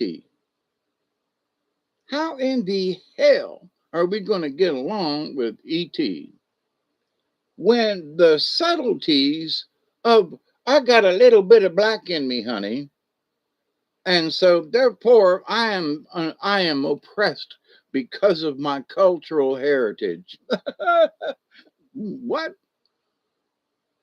There are 3 white people to 1 black in your recent history, no offense. And so therefore but because you had a little bit of okay, but the fact that you're claiming blackness is so that you can feel oppressed. Wait a minute, hang on. I claim my Native American heritage not to feel oppressed, even though they are and were, still are. Um, if black folks still had to put up with what Native Americans still put up with after these hundreds of years, you would just go, what? They are still being oppressed. Not used to be. There are no inclusive laws for the native, the red man. They have to live on reservations. If the black community had to live on reservations, OMG, do you hear me? So this idea of who's being oppressed, the Native Americans still have to live in prisons, on prisons. And their conditions are horrible. And they had to live by the white man's rule, you know. But if black Americans had to live by what the Native Americans still have the rules they still have to live under. Oh my God. Oh my God. And this reparations thing, and oh my God, let's put that moccasin on another foot, okay? But anyway, so we can't get along within our own cultures. How in the hell are we gonna accept or reject ET? There are 80 different races. Yeah, but some only come once every 1,000 years and wave as they go by and maybe get a little watered and stop and have a swim. But um, there are 20 or 30 alien races that we have extensive regular contact with. Yeah, there are 80 of them, but but we have 20 or 30 regular contact with these particular species, folks, or whatever. Only some of the aliens are oppressed. Yep. And see, and I think being oppressed, is a way of thought, because even during the days of slavery, there were slaves who weren't oppressed. Yeah, Whitey might have his thumb on me and this and that, but they still did whatever they could, even as slaves, to you listen to some of the plantations down here, and especially during the Civil War, when a lot of the white men left the plantations. So the black people were supporting the plantations. They were working them and doing and everything. And so, as far as back then was concerned, they had gardens, they raised hogs, they could hunt, on massive property. And so they had their own fat back, and they had their own deer meat and things, and they made their own sausage. And some of the slaves, comparatively speaking, yeah, they had to work for the master, but we've all had to work for the master at some point. But that, as far as having food on the table, yeah, they had plenty of food. They had their own garden. And, depending on the weather and the drought and conditions, they didn't do badly. I mean, there were poor white farmers that were doing just as poorly, but to my point is they all did well or they all did poorly. It depended on, yes, rain, no, it didn't. So or yes to floods or no to, droughts. So, but the idea that, as far if you've got, your own garden spot, and which most of the slaves were sort of required to have their own garden spot because you weren't going to get nothing out of master's garden.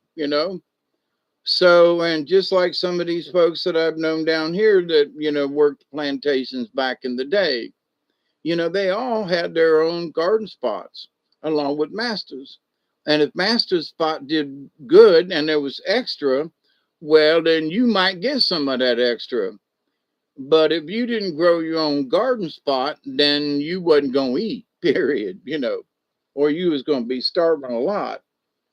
So, but so with this ET thing, so, we all have the opportunity to go out and make a garden. We all have the opportunity to keep the weeds out or to, use pine straw to, or to irrigate, we all have the opportunity to work on this, right? But not everybody's got a garden. So what do you cultivate? So same thing with ETs. Some of us look like carrots to some of these ETs, and some of these ETs would love to come and sit and plant plants with us or plant seeds and harvest and cultivate and share, where other ETs would rather just eat us and be done with it. They will cultivate us, where other ET are gardeners, and we share garden techniques and so forth. So not all ETs are the same. Not all of them have the same, you know, um, long-term goals or for the planet or for us, or, are we to eat or are we to share how to grow a better garden. So, this is interplanetary homes and gardens, with, the Pleiades factor is showing up today, and they've got this new type of palm tree, you know, that has, miniature coconuts this big around, so you can use them in pina coladas. I don't know.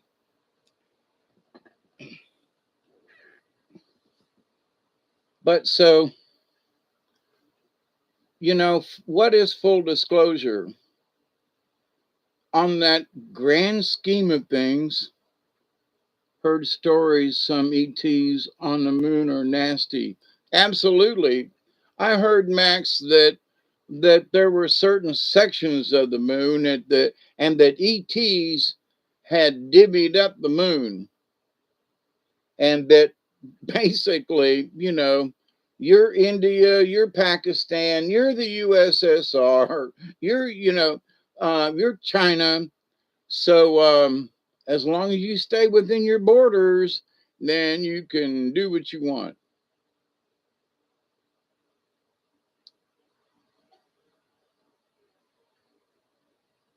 Keyword heard stories, yeah. But I heard some of them stories 15 years ago, really. I mean, or some of them 20 years ago or more, about how the moon had already been divvied up, and that and here's one of the simple reasons is because there were different kind of spaceship seen going across the face of the moon. Some of them were triangular, some of them were, oblong, some of them were just like round as hell. So there were different shaped spacecraft going across the front of the moon up close, or coming off of the moon and flying off. Um, and that because there were different shapes of space vehicles, then there must be different types of alien, which sort of makes sense. And, but you come here to Earth, and there are Lexus and Dodge and Chrysler, and there's all these different motor companies, and then So, but anyway, so, but, does that mean that we have, well, we do have different types of races in that we have NASCAR and stock car and drag, anyway, yeah, different races, right. Different car races, but to the point of understanding what's going on, I think that disclosure, especially this last year or so, with them coming out with, even though the pictures of the Navy pictures with the spaceship and thing, and he's got him in his sights, and oh God, that's old. That's so old. Um, to the fact that there are sing, there are, you and me are taking pictures of UFOs, okay, and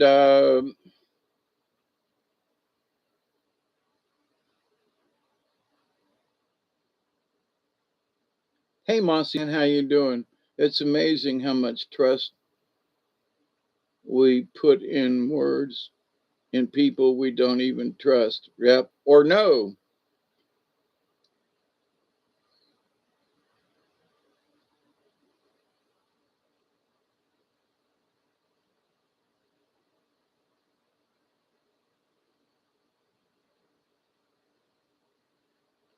Doing fair to middling, Mossy man.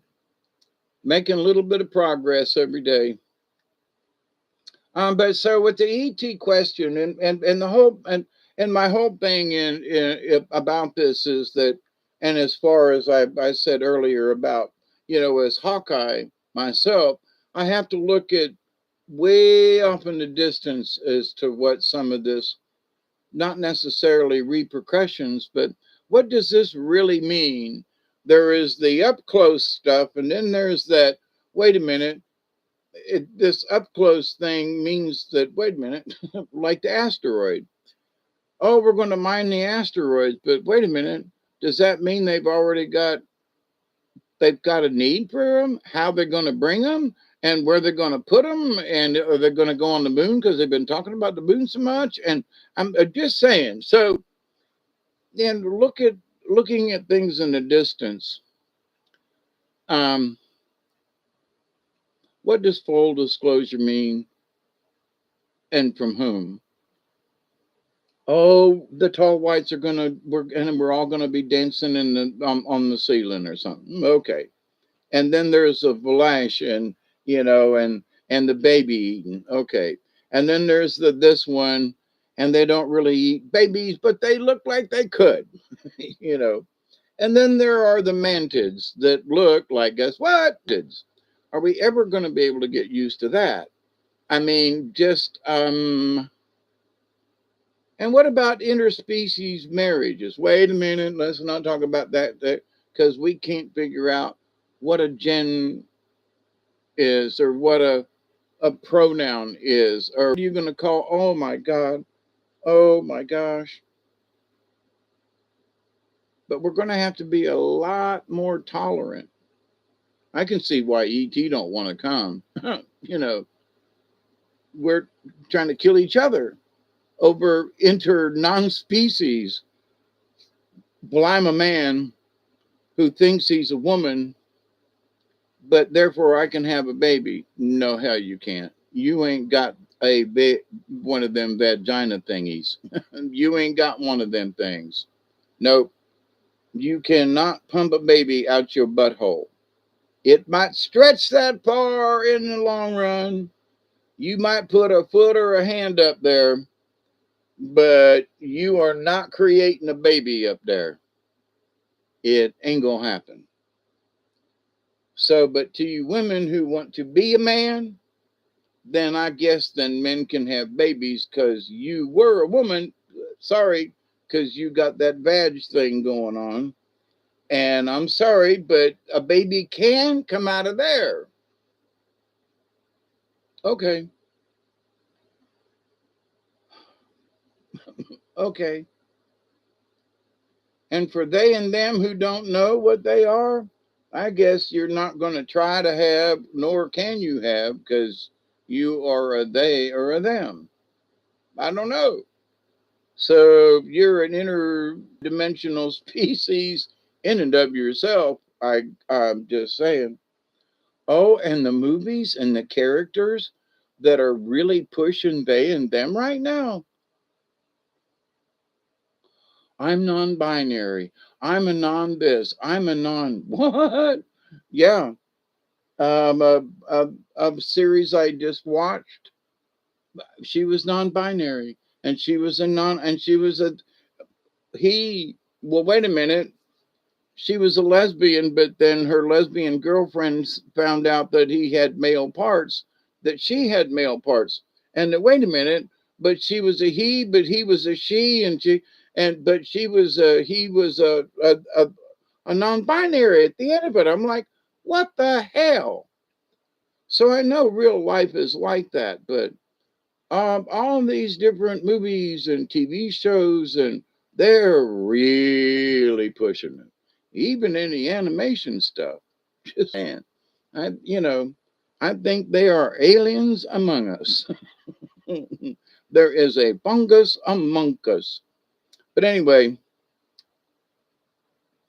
I think some of these people just have a hormonal and mental issue, and they just need to hold on until they're 18 years of age before they start anything. Just saying. You can be a girl if you want to. You can be a boy if you want to. You can be both if you so desire.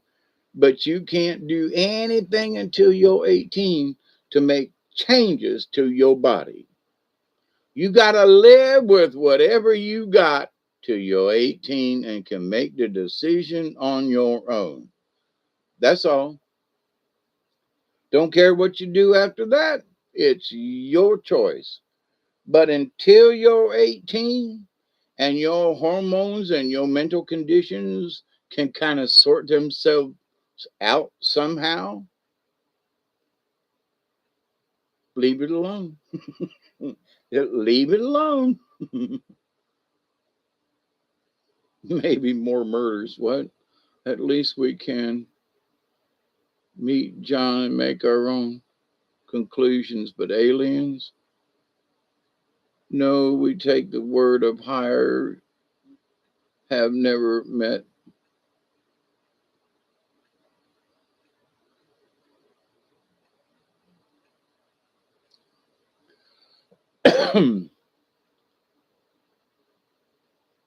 Yeah, more people disappearing because they know too much.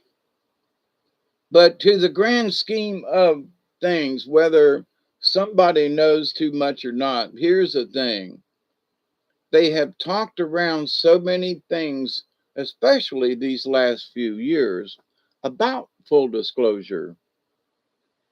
And back when they had a congressional hearing back 20 years ago, more or less, when they all got together, and I can't think of his name right now, Dr. Greer, Greer is it? And they all went and sat and they all testified and all that kind of stuff. That was the beginning of it, right? Of the disclosure. Oh, but there's more. But the thing is that that was enough to freak up a lot of folks out. So we've had all those years to think about it. So disclosure, and there's pictures of other aliens, and there's pictures of other different kind of spacecraft. There are clouds, there are things in the clouds. We've seen things on the radar, and I mean, solar radar kind of stuff, and other radar too. But so most of us believe that there are aliens. Now, there is that camp that aliens are devils and interdimensional beings, but, I say that most of the alien species will come in a spacecraft of some sort, some kind of vehicle. Now, they might come in a bubble or they might come in a big mothership, but 5 or 10% that I can, I'm like, Q. I consider Q to be an ET, but an interdimensional kind of ET. Then there are spheres and orbs and things, like I said before. I think those are interdimensional kind of in the, I don't consider them ETs per se. I you show me some more and I'll reconsider my classification of things. But I consider an ET is in a some type of spaceship. Okay, that's you know, and I know that spaceships can go interdimensional. I've seen them pop in and out, like that one that blew that other one up, and so and I know they got lasers, and they're more efficient up, up close. Um,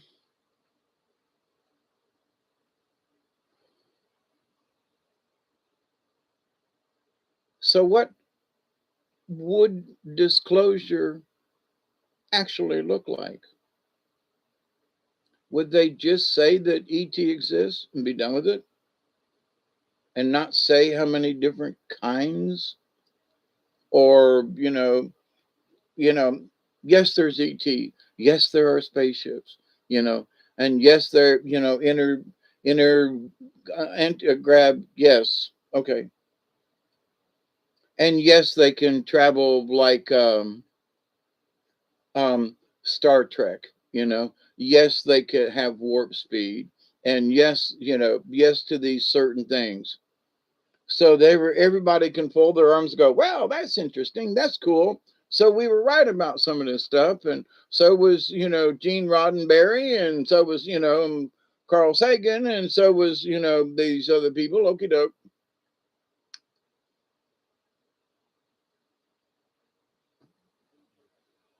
Is that it? I mean, seriously, is that it? Yep, they exist. Yeah, well, yeah, okay. But where are they from? Well, they're from outer space. They're from out there. But what is their agenda? Well, but they're from outer space. Yeah, and they've been coming here for a while. And yes, they have spaceships. But what is their agenda? Yeah, they're ETs and they're from outer space. Yep. But I asked you a question. What is their agenda? Yeah, they're ETs. They're from outer space. You get what I mean?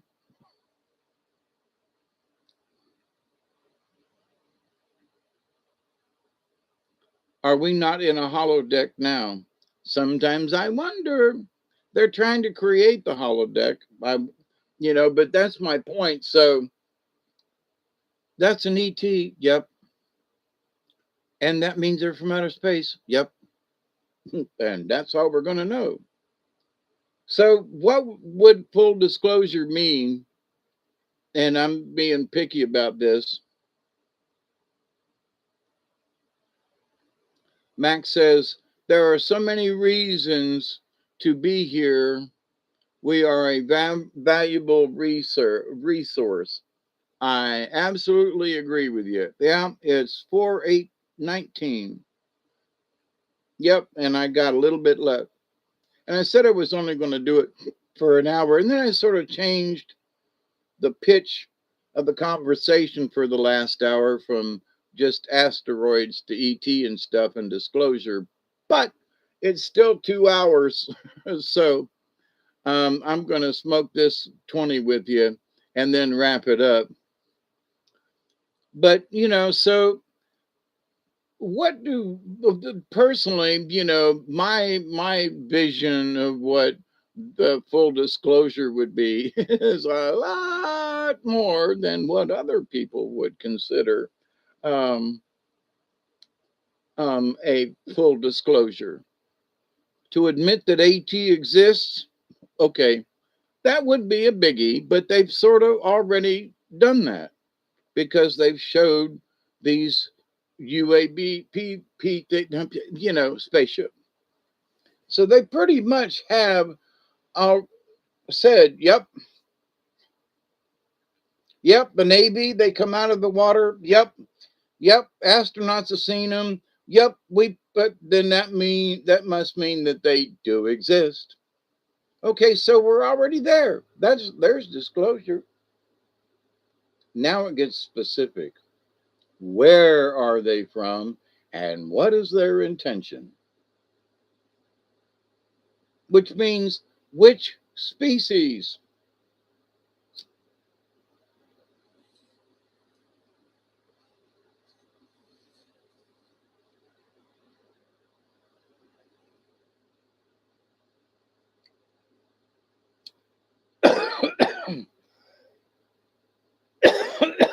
Oh, me lucky charms.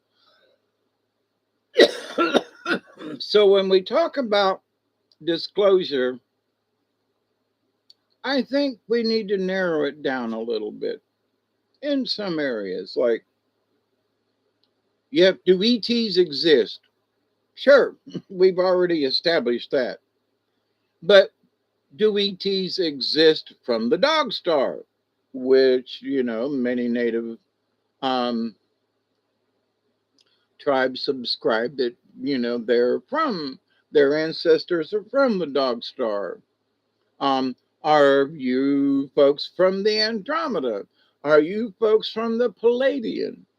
Now, I would rather like to see like um, disclosures about particular races or from races. There I go with races, but from different places, you know. These are the Palladian folks. These are the Dogon folks. These are these folks. These are the Dog Star folks. These are the serious ones. So maybe do aliens exist from the Dog Star? Okay, do aliens exist from Andromeda? Not just do aliens exist, but from where? Okay, and maybe something more specific about what these aliens, do they eat babies? Yes or no? you know, so the disclosure wouldn't be are there aliens, but where are they from and what are their characteristics? You know what I mean? Sort of like the Russian alien races book. You see, that would be disclosure to me.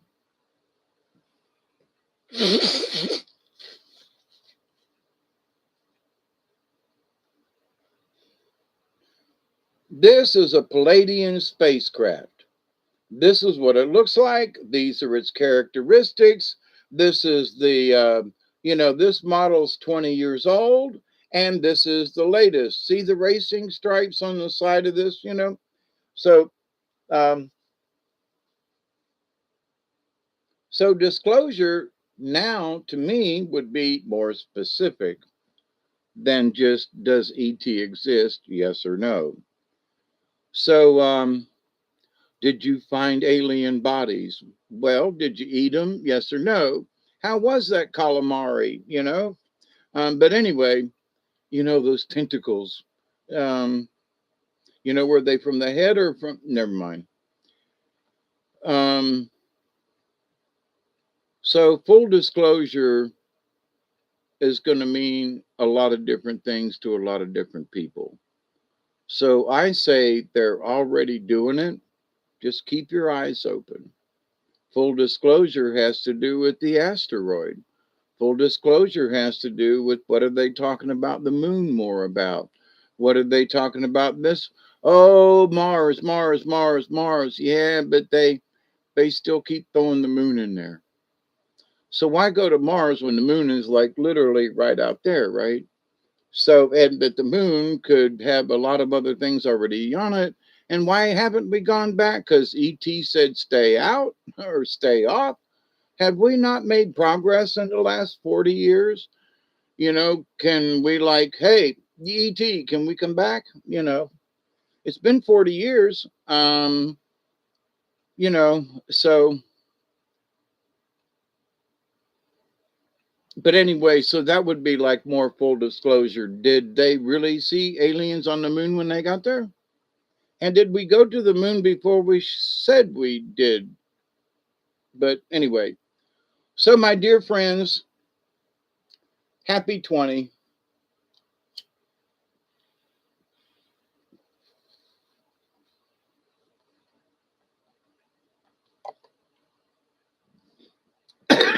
And I'm not here to prove or disprove things, but I am here to absolutely give you something to think about.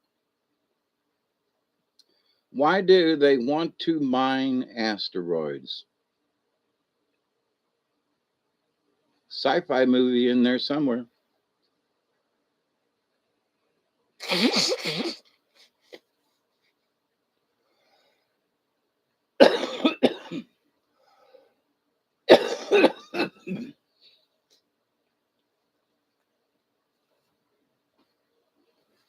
And there's full disclosure in some of their stuff anyway.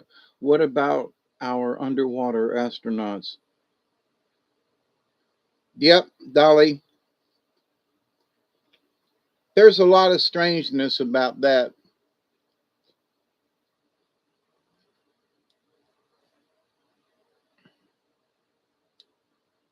Yeah.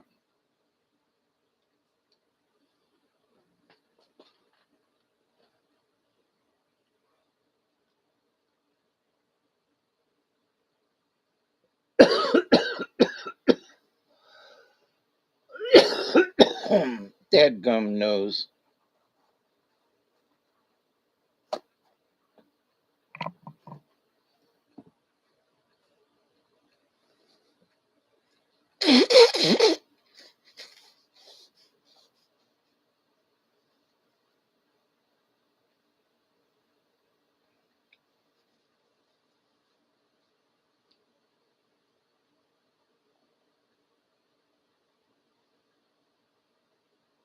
Boy, is my face red. What?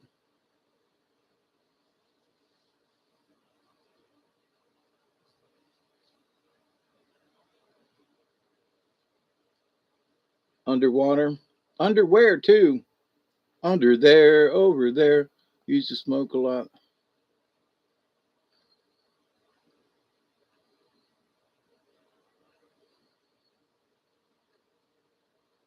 That's what she said.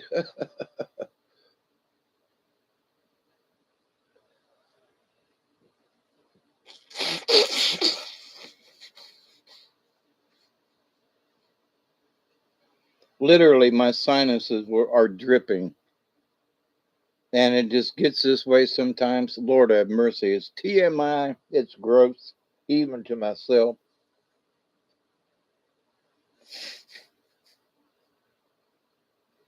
I used to take a lot of Benadryl and stuff, and now it's just the fact that you just let it happen, and for 20 or 30 minutes, you have to put up with it, and then it'll finally quit.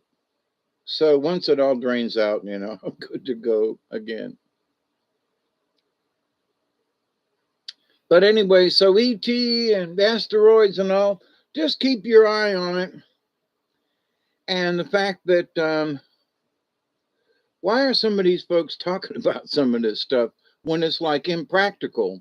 And then you have to take your brain out of their where they want you to think and go, wait a minute, maybe it's not impractical. They might already have the means to be able to do some of this stuff. Wait a minute, maybe catching asteroids is like that's the secret. They just let a secret out. Oh my God, they're mining asteroids. Oh, la da da da da da da. That means that's disclosure. They just told us a secret, right?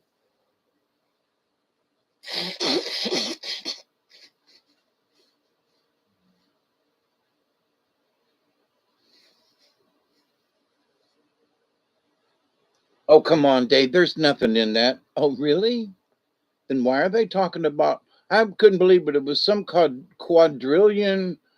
This one was worth with a special How do they know it's a certain alloy? Well, I know they can do radio spectra spec optometry from a distance and stuff, and okay, but that they put a value of some quadrillion amount of dollars on it, that was what was weird.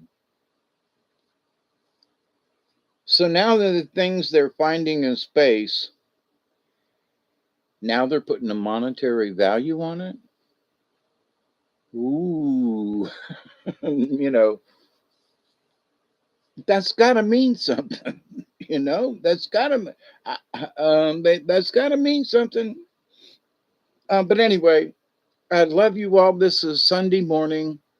I hope you have a good Sunday. Oh, and by the way, the UN just said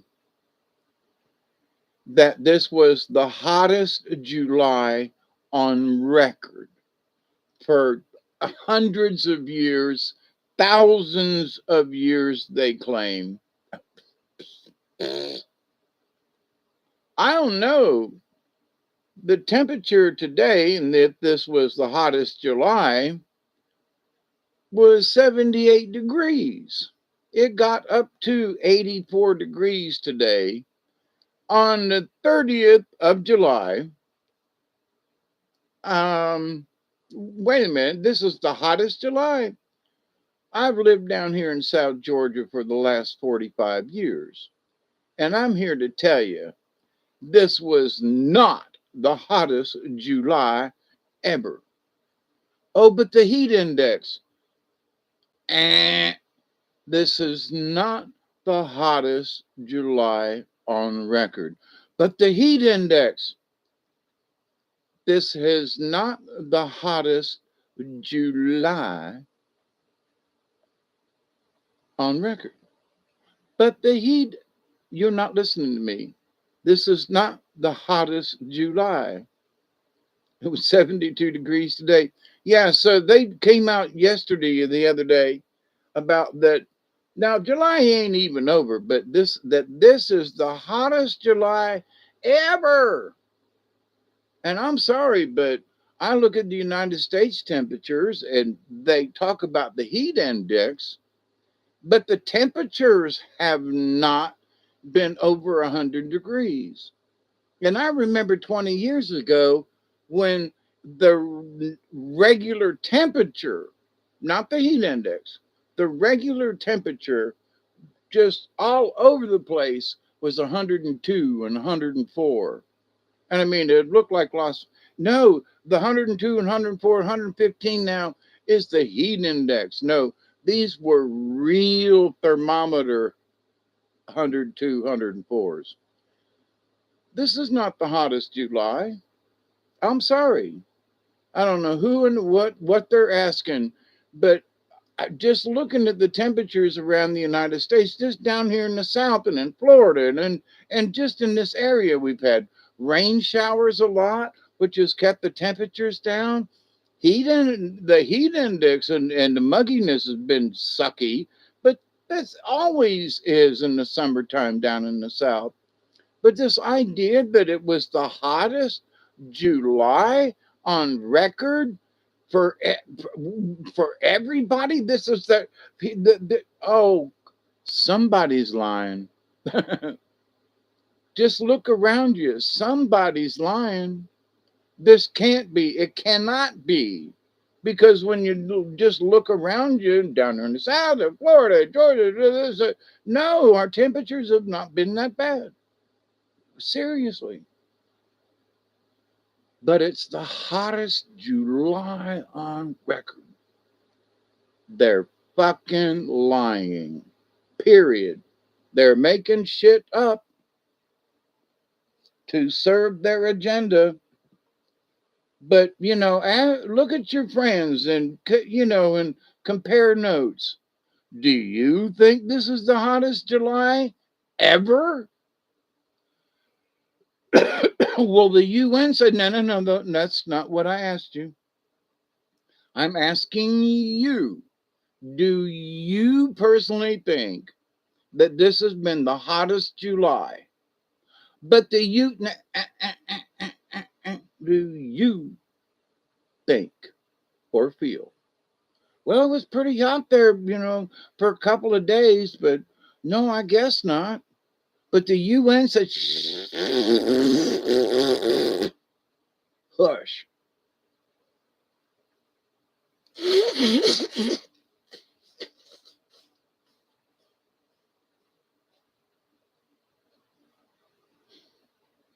Oh, and another side note, since I got you all here, is the new car and truck commercials. Have you seen a car or truck commercial this summer or recently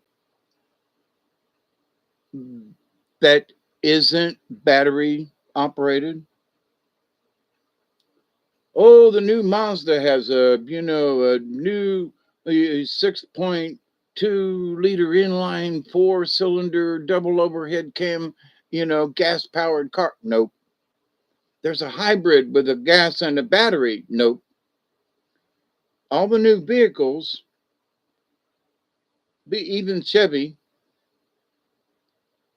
Dodge Ram. Well, there is the Dodge Ram with the diesel, for the manpower thingy, but the new Chevy Silverado and the new Ford, it's all about the battery powered trucks and cars. None of the new commercials that I've seen of new vehicles have they mentioned anything about gasoline. Oh, well, there's this one and there's that one, and but they don't talk about the 4 6 cylinder with the turbocharge. They don't talk about the 8 cylinder, the 8 speed multi something transmission. Nope. But they're only talking about the battery vehicles. None of the other vehicles are being shown on in as far there may be that one or two, but most of the 90% of the commercials I've seen have all been for EVs, electric vehicles.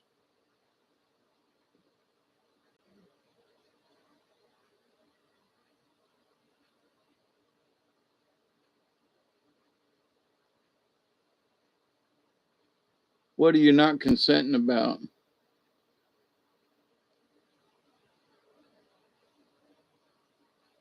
That wad of rice, Chloe?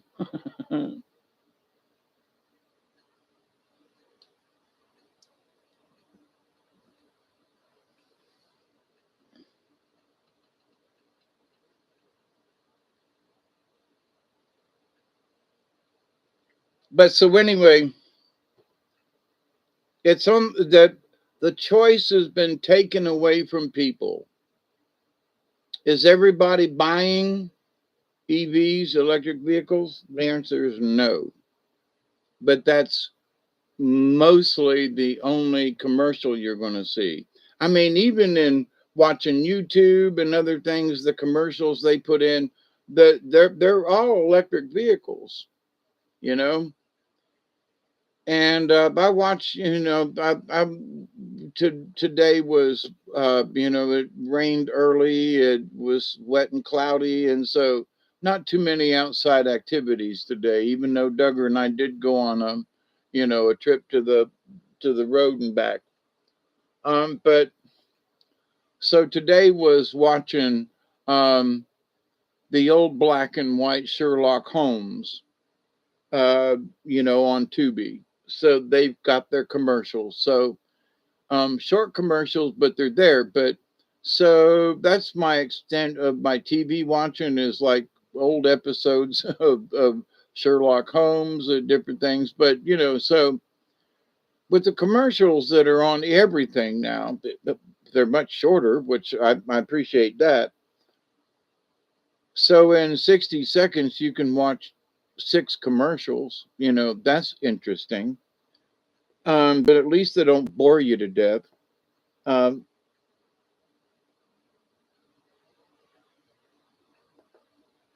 but the commercials for vehicles are all about electric vehicles. and there's not enough electric vehicles to go around. We have to have other types of vehicles. But anyway, but the fact that they have taken away our opportunity to see an electric vehicle up against one of the newer, um, 4 or 6 cylinder engines with electric, fuel injection kind of thing, and the multi-speed transmissions and so forth, and the gas mileage that these newer gas vehicles are getting. They're not talking about them. It's as they don't exist. And so, what does that say about what the future for America is? They want us all thinking in one single direction, only electric. And that is not going to work. Not until they solve the battery issue and the recharging issue. They should have solar cells built into the cars to recharge the cars. And they could, and they can, but they don't. You have an electric car, you should have electric panels built into the roof of the damn thing. Yeah, that's right, Dolly. Get an old one without a computer. My 98 Mazda is right on the edge. I'm sure glad I didn't buy anything after 98 because there's more computer. I spent almost $2,000 last year. Of course, that included a new catalytic converter, which really wasn't that expensive, but the new piping and muffler and everything. Um, but all the electronic things that I had to replace on my Mazda truck, which is a Ford Ranger. But all the electronics that went bad. And this one this was $90. This was $102. This one's $89. And that was on sale for one of these little electronic thingies. But after having replaced them all, my truck runs really good now. Still backfires, but anyway.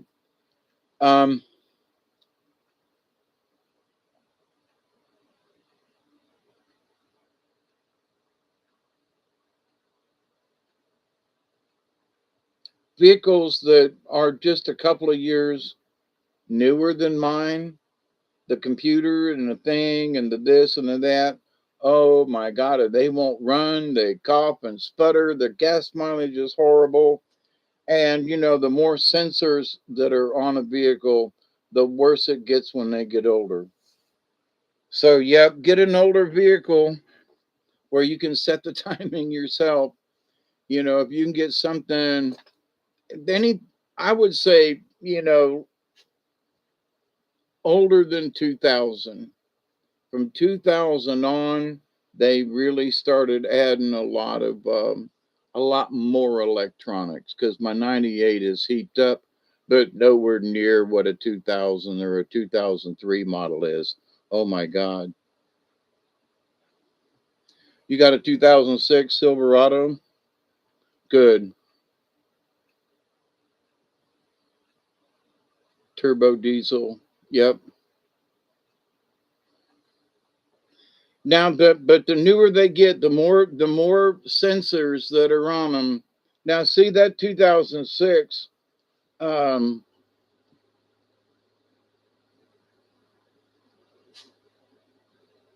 1995. Yep. Like I said, my 98 is right on that edge.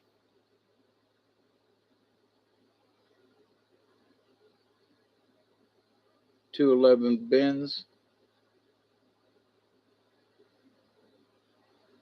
a 98 Dodge Ram. Yep. Well, my 98 Mazda has got almost 300,000 miles on it. and the engine doesn't leak any oil. Uh, it's starting to drip in a few places. I bought new parts to. I have replaced the clutch. I replaced the timing belt. Um, I have not replaced the alternator. I have replaced the starter. I haven't done anything to the top end of the engine, like valves or anything like that. I have regularly changed the spark plugs, except I need to change my four cylinder has spark plugs on both sides. So it doesn't have one set of plugs, it's got two. Well, I have not changed the plugs on the intake side of the engine because you have to pull the entire intake manifold off to get to the spark plugs. And I haven't done that. And I should have, but I had a heart attack and back surgery. And one of these days soon, when it cools down, I'm going to replace the other bank. But the truck's running great. It gets up and screams, and it's got almost 300,000 miles on it.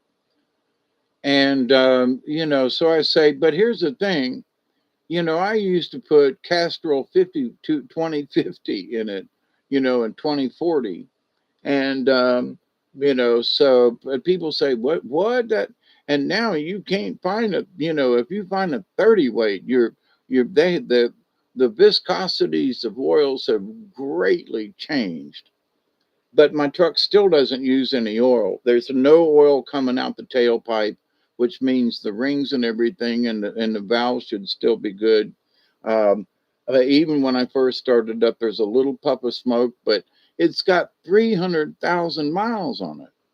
So I contend if you take care of your vehicle, unless it was just put together wrong, I contend if you take care of your vehicle and use the right motor oils, and this idea that you got to change oil every 1,500 miles is bullshit.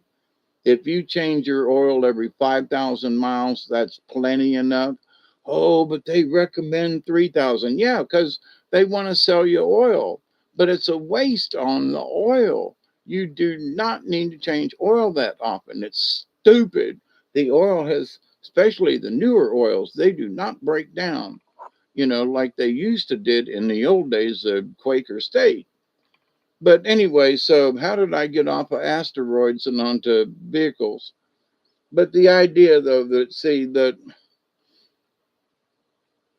they want us to focus on only electric vehicles as that's our only choice, when it ain't.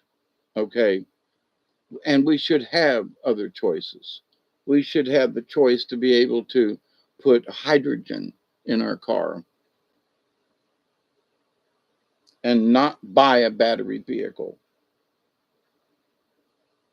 You live in the city and bebop around. You just bought a 72 Ford F100 Explorer. Oh, really? Explorer. Yeah, yeah.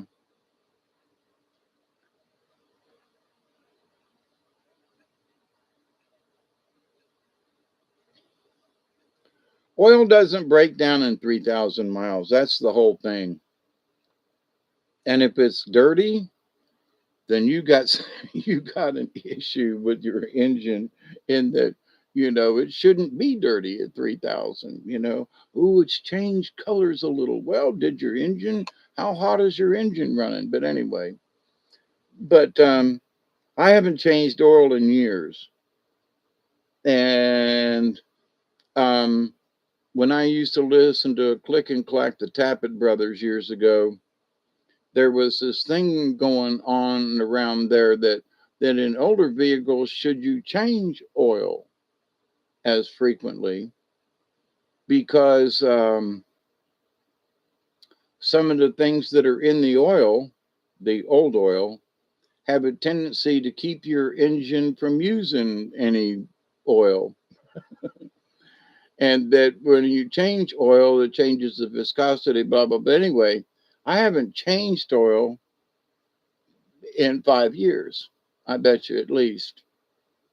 But I always top it off with castor oil and 2040, 2050 if I could find it. Um, but the heavier weight oils in my truck is never overheated because of the heavier oil, even in the summertime, because viscosity.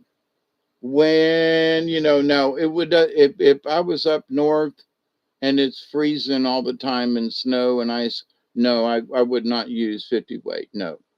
Down here in the south where it's hot most of the time, that 50 weight, you go, well, when you're using a 50 weight, yeah, because the hotter the engine gets, it doesn't lose its viscosity. It still is oil. If you use a 30 weight and it gets really hot, and that oil gets real thin, real thin. And so now, they start out with thin oils. The new cars and truck engines and stuff are made to use thinner oils, thinner viscosities. Why vehicles ain't blowing up these days? If you had to put a 20 weight or some of these new oils in an older engine, that engine would have blowed up in no time flat. You needed a full 30 weight, because when it gets hot and the engine gets too thin, you need something to lubricate. But anyway, I digress. But anyway, so need black goo for my for my lady. Perhaps she will fly.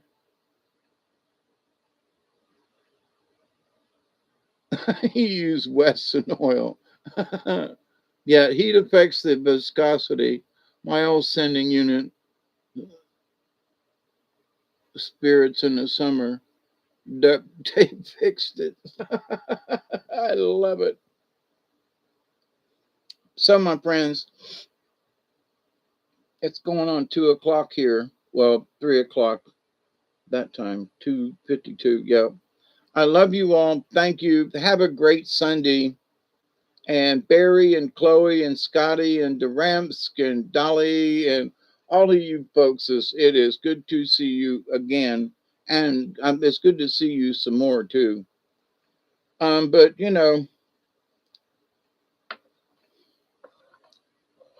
use what works for you. But I know that, in my 70 years, especially 60 years of working with cars and changing oil and putting gas in it, I used to work at a gas station, a real gas station back in the day. Love you all too. Thank you.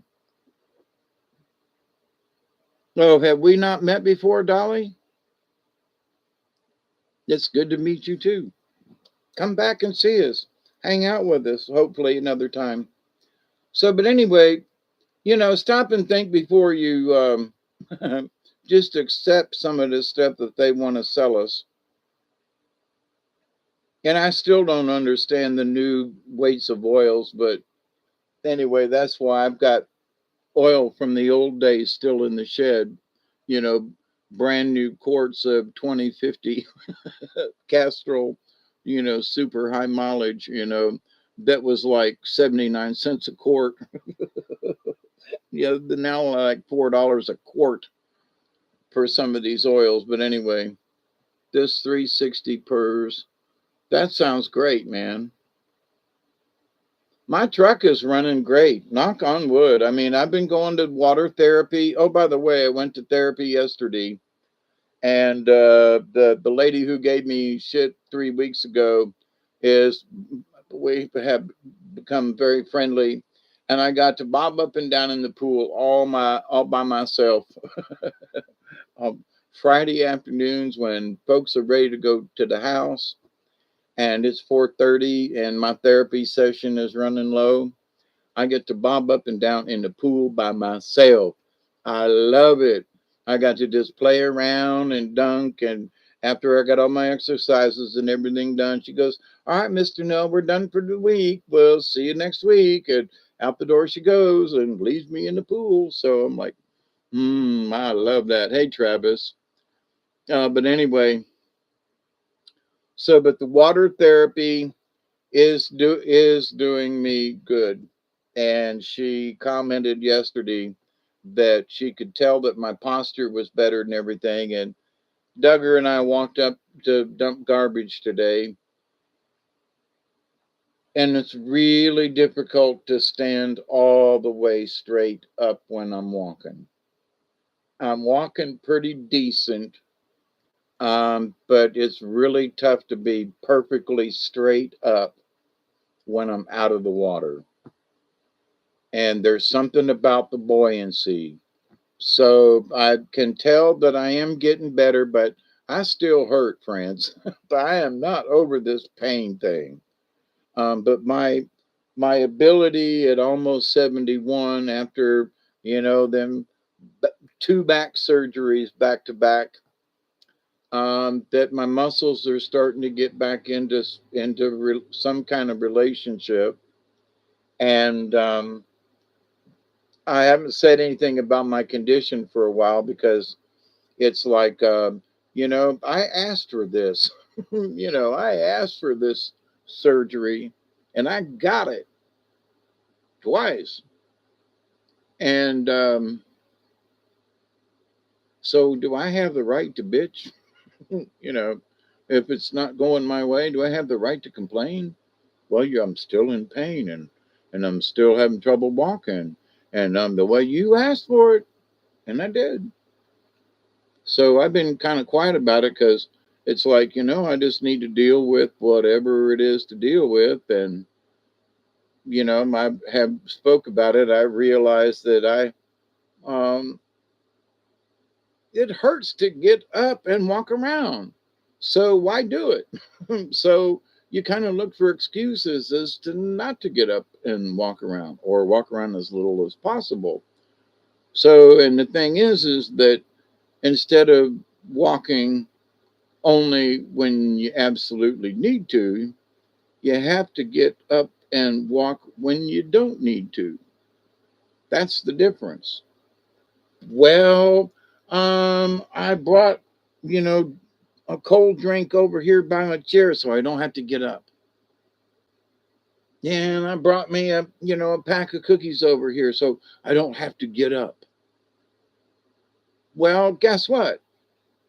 You need to get up, you know.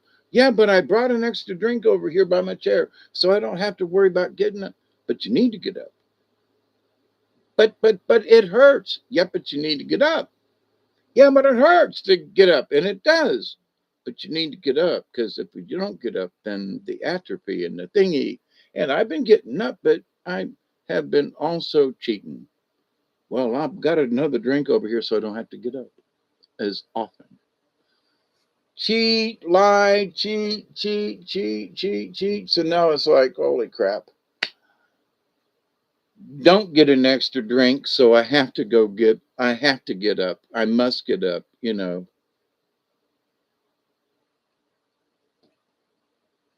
And don't like people or groups much. I like to be the invisible person in the corner. All right, Wallflower. Wallflowerius.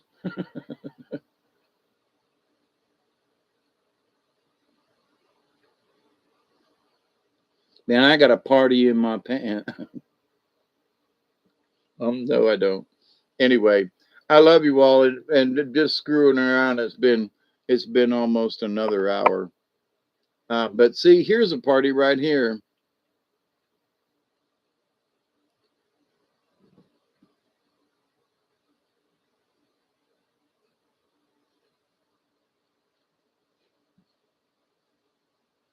I can't find my pants, let alone find the party.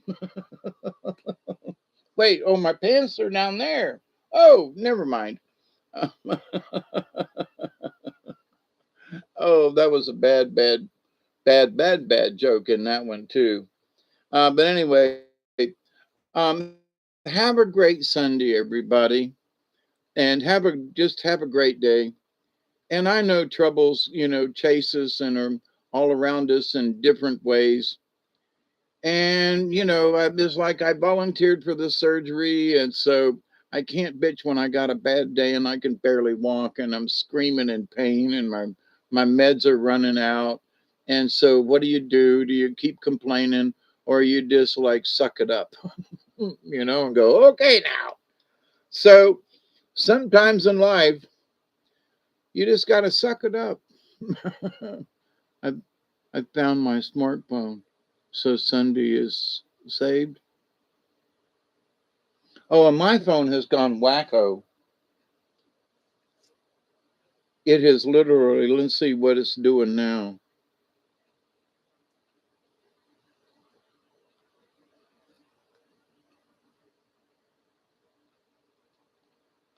It's got see those lines in it, like down here, these lines going across the screen.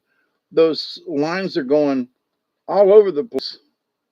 And you go to touch a button and it won't work. Whatever has happened, I just touched the screen and now it took a screenshot. And it's like, I didn't touch screenshot. And now you try to hit the back button or the home button or whatever, and this phone has all of a sudden decided it's not working. So I got to get my contacts out of here before it goes bad. And now I'm going to have to get paid. Well, I'm going to get another service because this Lively service, it hasn't necessarily let me down. But when I tried to live stream with it, when I was in the hospital and at other times, it won't live stream.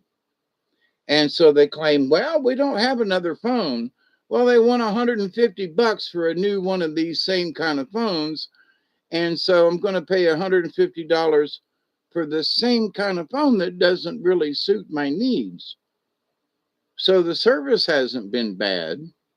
And most of the time I've gotten service, especially down here in the country.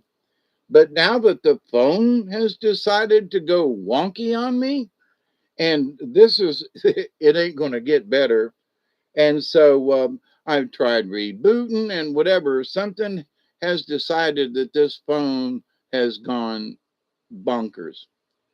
So now I got to buy a new phone if I want a cell phone. Well, I do. I don't want to lose my contacts. And I do want to be able to continue texting folkses. So it looks like I'm going to go with consumer cellular with a cell phone that's got a whole lot more features in it, is a bigger and better screen thingy, and will possibly allow me to live stream. Because it's got better camera thingies on it and stuff. But anyway, with the same amount of coverage that I'm getting now. But so here in the next week, I'm going to be, see, the screen won't do. I want to move the home screen up, but well, that worked. It starts YouTube videos by itself. It went into camera mode earlier, and I didn't touch anything. Oh, it just went into camera mode, and I was just sitting here looking at it, talking about it, and it went into camera mode. So this thing has gone wonky. So, but anyway, Katniss, how are you? I'm fixing to get out of here. Sorry about that. I've had almost three. I didn't touch nothing, and there it goes into YouTube. It's starting to do a YouTube video. So I can't complain about the lively service or the plan or anything like that. But the lively cell phone thingy, and they only have one kind. Well, this kind they only have one kind. I'm done with it, especially now that the screen and everything won't work, and especially I thought it said sleep with Chloe.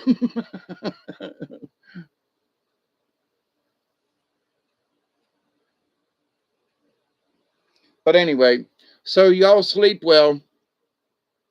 Have a good Sunday. Mark the ark. Glad you like to come here, Chloe. It wouldn't be the same. Yeah, and I made her one of my few uh, thingies too.